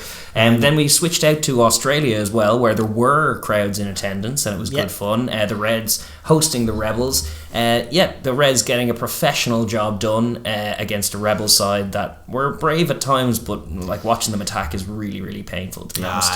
Towell at halfback kept hitting rucks when he should have been clearing them, and then Tamua found himself in the slot to throw killer passes and wasn't able to execute, which is far too often. But really, actually, what was the difference was one of their Wallabies, who they were counting on at fullback, was not delivering. Reece Hodge, he was all over, but dropping balls cold and doing all kinds. They hustled hard in moments, but they didn't really look themselves. Matt Phillip hustled hard. Matt Phillip did hustle hard, and actually he didn't have put a foot wrong at all. He wasn't really he'd do a good carry and get an offload away, and they'd turf it a few seconds later, and it was a frustrating watch if you're a Rebels fan. From a Reds point of view, it was definitely job done. The highlight of the game was definitely this image that was created, because Tupou found himself sent off at one point, and I don't know who decided to put him in that Fisher-Price chair over there, but it has yielded one of the funnier photos. It was funnier as a video because he was struggling on that thing. It's a tiny thing. Like, look at the size of that man on that. It's actually just a normal sized chair. Yeah, it was. It sunk down a few inches when he sat down. He's just a colossus. But there's all kinds of scope for sin bin comedy. They actually won that sin bin period as well. They, despite the Rebels floundering around on offense. So the story was very decent defense from the Reds. Didn't quite find their offensive groove as much as they would like to. But they looked like the Aussie team that are there to compete. It was tame enough, to be honest. But then, just when you thought Aussie rugby might let you down, the game of the weekend was saved for the last, and it was the Brumbies against the Force, and oh my goodness, what a humdinger! It was a great opening sequence to the game. There was the Western Force were the first to cross the line with their number 8. Like, it was the most bizarre missed dot down I've ever seen, where they did a lovely little bit of variation off the line out. They faked a maul, then shifted the maul to somewhere else, and then faked that maul and sent the number 8 careening over the line, and he goes over, and then he rolls over the line, and he's no one with him, and he just kind of lies there with the ball tucked under his arm and allows someone to get there. And I was like, Force, how can you be non-clinical in this way? And it was chalked off, held up, goal line dropout, chance gone, and they lose by 6 points in the end, don't they? They do, indeed. That might have made a difference. Indeed, yeah. And it was just, it was unfortunate. Then Tom Wright had a great try off a restart from the Brumbies. The Brumbies restarts were the difference. Every time the Force scored, they scored immediately. They're very organised, the Brumbies. It's their best quality in both maul setups and line-out setups and the other set piece, the restart. Yeah, they're very disciplined and organised in that. They had a couple of maul tries, but every time that the Force scored, they came back and scored. The Force scored a great try to open the second half with a Mattaelli break, and he looks like a real asset for the Force. They were game in this game, and they spread it across the other wing, and Pulu scored, and it was great stuff. But then off the restart, they kick it, they charge down the box kick, they get a penalty for sealing, they go to the corner, they maul try, and then it's chalked off. It's and all that was chalked the Brumbies. off. And they had another maul try, and they left it kind of 22-16 with 5 minutes to play, and you thought, that's probably how this game goes. And then the Force had a scrum in midfield, and all of a sudden they come to life. The two replacement halfbacks take over, and they start they're just putting footwork and speed on every phase and breaking the line 3 or 4 times before McIntyre, the backup 10, goes sliding in the posts off like this lovely little 5 or 6 phase sequence. Awesome. And it's like, oh my god, they're going to win the game. They kick the conversion 23-22 lead. And yet somehow, to be fair, the clutchest way possible, the Brumbies dig it out from that restart again. This time the Force do clear it. Lolosio, who's now in, trucks up the kick return and makes half a break and gets back to the 40. And then they go through some phases, and it's actually Tom Banks, who had a rough game in parts of it, who goose steps his man, basically beats one man and turns a 3-on-3 into a 3-on-2 by forcing the next guy into him, tips it on to Samu, who just the softest of hands, just from puts the big man. It's not a lovely sight. Just puts Tom Wright into space, and from there he just dances down the touchline, steps in and basketball passes inside to Lockie Lonergan, who dives in for it. It was a really clutch score and great to see from the Brumbies. What a game! What a game! To be fair, the Aussie rugby delivering in terms of its domestic ding-dong battle. Love the Force being at the pitch and being competitive. They're a great, admirable club for that. But similarly, I'd really admire the Brumbies for their clutch. Like the opening game of the season, we saw in the Chiefs' performances, we saw in some of the other performances, even the Reds' performances, how it can be sloppy. It's the opening game, the intensity can be stop-start, but to be able to, when the chips are down like that, dig out a real worldie of a try, it shows the pedigree of the side. And like we were saying about the Reds, they will be warming up to the task, and it'll be an easier task. Kiwi teams to play. Both of these sides have notions. They have notions of being better. Like in the Trans-Tasman last year, it just didn't really suit after their emotionally charged final to go out and try and compete with the Kiwi sides away from home. Then they weren't quite able for it. But I think this year we'll see those two teams in particular being able to mix it with some of the Kiwi sides, and that could be just great stuff. Yeah, absolutely. So this coming up this week, obviously the Moana Pasifika game was called off, unfortunately, against the Chiefs. But the Highlanders on Friday are hosting the Crusaders, and the Waratahs taking on the Reds. So a couple of country derbies there. Then the Brumbies host the Drua on Saturday. And the Blues host the Hurricanes. First time we'll see the Blues in action. That'll be on Saturday. And then the Rebels hosting the Force in that rivalry. That is a rivalry. It's it's got extra juice on it now. When ever since the Force were the ones axed out of the Super Rugby format, not based on merit, but based on the fact that the Rebels were owned by the guy and blah, blah, blah. And it's no. So hopefully the Force arrive away from home with a bit of a chip on their shoulder, and we get to see a great performance there. They'll get after these Rebels. They don't score very often or very effectively. So it'll be an interesting. It'll probably be a tight, low scoring one too. Because to be honest, the Force blow a load of chances. Yeah, and even their good tries, they were better, and when they were at their best, it was still all off 9. It was just quicker and with footwork, which is fine. I do prefer it. It's better than it was last year because it was quicker and with footwork. But it's still they still struggle on the 2 pass plays. First look at the Blues this year as well, as they welcome the Canes that day. That'll be exciting to see. Obviously they missed out last week with their game being postponed. So Canes are well battle hardened after a trip to Crusaders in week 1, or a trip to Dunedin to face the Crusaders in week 1. So it'll be a curious one to see who gets the better in that Kiwi derby. But yeah, that's the look for Super Rugby Pasifika. After round 1, it'll be interesting to know for the Taz fans that they are top of the table as it stands. Woohoo! War Taz. May not remain that way, but the opening week is in the books. It's kind of good to see that a 30-point win was the biggest. That's true. It means it's a tighter comp. Then hopefully we'll be treated to a few good contests in it, and as the course of the campaign unfolds. And credit to all the organisers and those involved, they did manage to get the fixtures underway, which was a big doubt and a big kind of scare, and there's been a lot of stuff having to happen behind the scenes to make it go ahead, but they managed to stick to their opening day and get some great games of rugby played, and we were treated to some good entertainment, so fair play to all involved. Absolutely. But that about wraps up all of the club footy and near enough our show. We're just going to finish up with all the rugby news of the week as we do. And we'll start with just some news out of Japan. The roving John Mitchell, axed by Eddie Jones, has been appointed by Japan as their defence coach. Good signing. He was doing good work for England, and they're still kind of reaping the benefits of it on the defence, even though he's gone. Like, they were defending very well with his system. So good, shrewd acquisition. For Japan. And they need a good defence. They do. So they do. They know that their defensive system has to be good because they are at a physical disadvantage most of the time. So that's where their style of play comes from. So So they're just adding layers out in Japan, hopefully, to their wonderful team. Then we had news today that the World Rugby Under-20 Championship and Under-20 Trophy are going to go ahead next year, so they're going to return next year, not this year, 2023. But so obviously they're saying that to compensate this year, they're working with regions to identify and try and financially support some more local competitions. But those great world championships that we usually have every summer, which have been absent now for 3 years, next year they will return. It's obviously tough. Like it's normally tough. We're normally talking about they're kind of smashing games together and they end up playing with 4-day turnarounds and stuff, but we kind of, now that they're gone, we're kind of missing those intense tournaments that are always great. It's one of the best tournaments of the year, the under-20s. It's insane how good that tournament, it's just awesome. It's a real treat in the summer. It is. So hopefully we'll get back to normalcy next year, but it's nice to see they have finally identified it. They've kind of finalised that, because it's been up in the air for quite a while, and that's unfair to some of the kids who are on those teams and training away. In other news, George Cruz, the former Sarri and former England lock as well, has announced that he's going to retire from rugby at the end of the season. He has won 45 caps for England as well as representing the British and Irish Lions.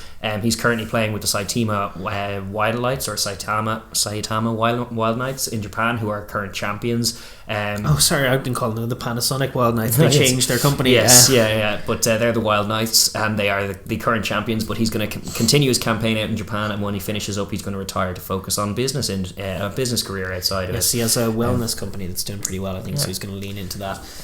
Serious pedigree. He's a great player. He was, as part of that Sarri's outfit with his partnership with Itoji, was one of the more dominant thing with Skelton off the bench to replace him. They were like the serious, powerful engine room in European rugby. He's won 4 Premiership titles, 3 European Champions Cups during his 11 years with Saracens. That's just an awesome return. Really good return. Like that in a Lions cap, like that's as good a CV as you get. And George Cruz, England are still trying to replace him. Underrated, doesn't cover it. He's involved in 2 of their Six Nations triumphs and in their Grand Slam in 2016 as well. And was just an integral part of that Sarri's team as well. Like the one of the main fulcrums for that team. Very great. They're still chopping around trying to replace him. So fair play to Cruz. I didn't see who it was, but someone made me think better on Twitter, because I saw that news and I was like, George Cruz, he's retiring. I love that guy. I'm not going to get to watch him again. And someone was kind of flipping at the other guy and going like, it's always nice when someone retires of their own volition at the top of their game when they've just had enough. And I can see that point as well. It's like, what am I expecting? And to just like entertain me till your body can entertain me no more. Well, this was the same disappointment with Fukuoka on the boots in Japan as well, and now he's just away doctoring. What a waste. He's just being a doctor. Same sensation. But no, we wish Cruz all the best in his post-playing career. He's been a stalwart for both England and Sarries, and a good servant to the Wild Knights as well. So really, really good luck.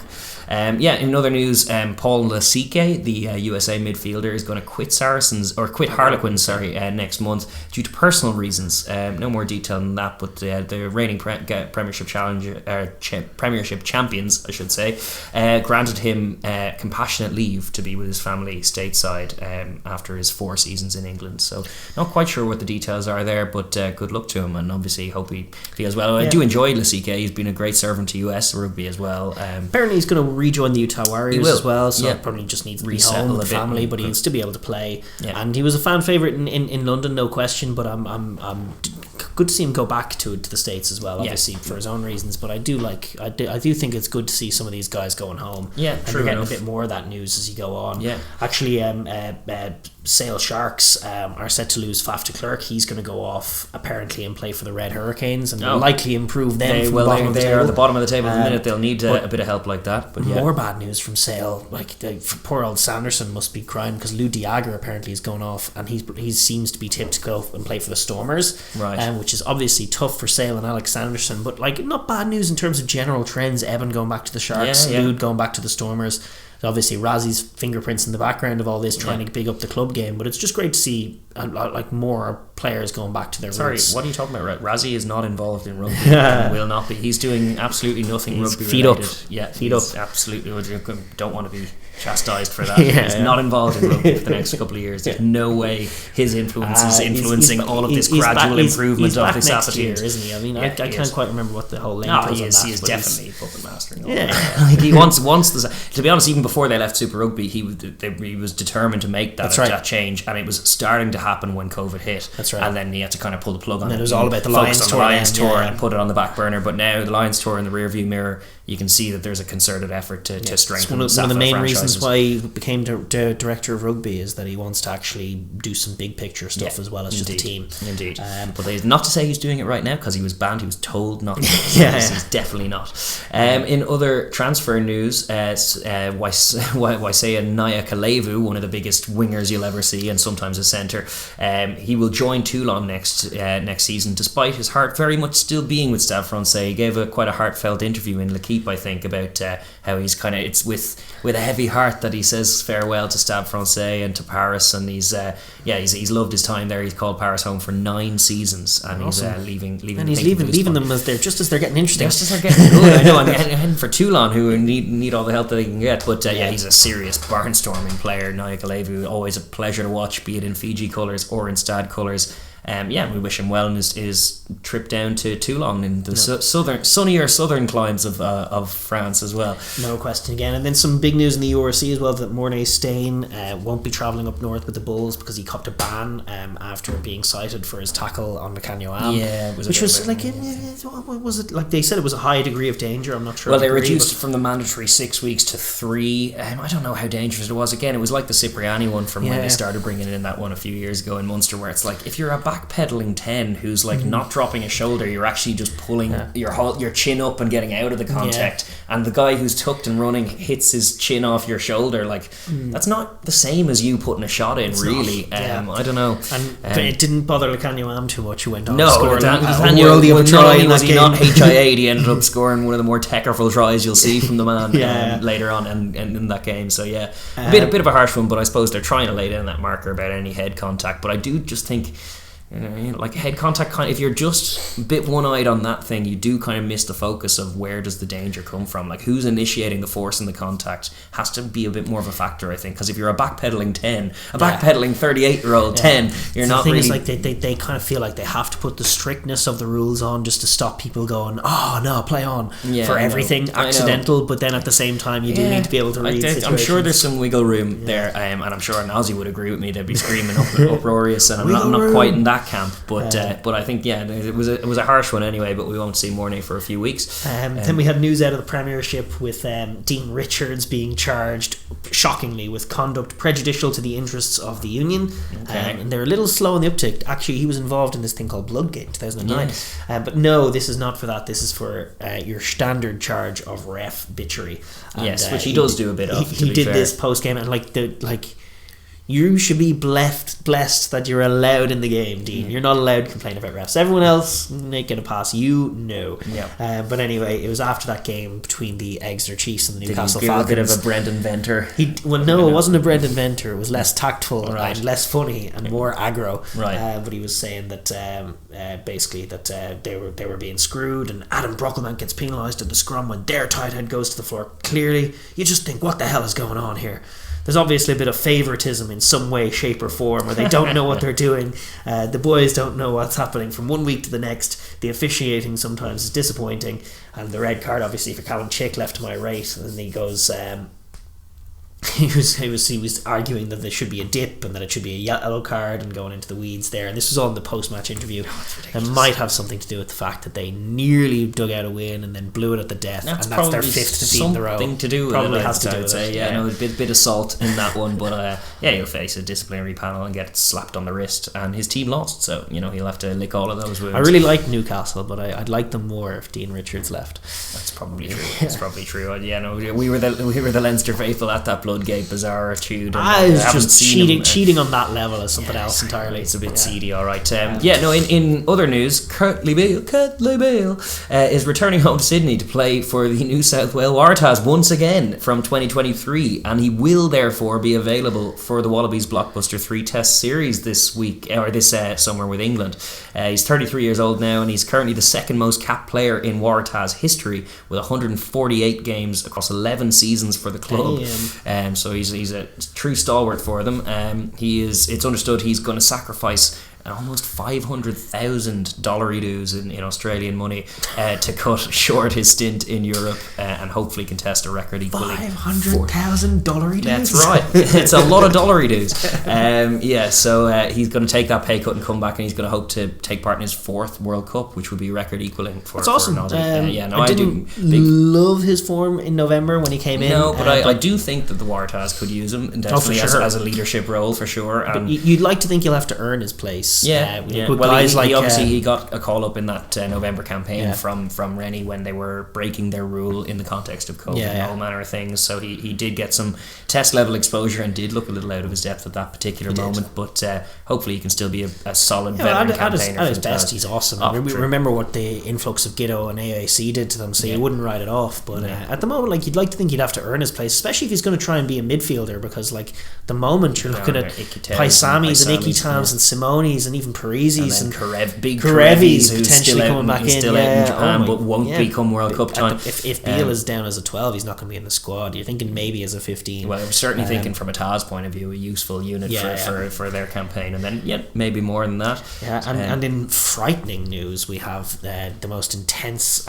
spat you'd ever see in rugby between two behemoths. Bakis Botha and Evan Etzebeth are going at it, and this is surely the precursor to a great charity boxing match. I love it. Charity wrestling maybe for those two. Could be good. But Etzebeth's leaving Toulon, and it hasn't gone well down with Bakis Botha, who, by the way, he's one of the only players I've ever seen who really loves Toulon.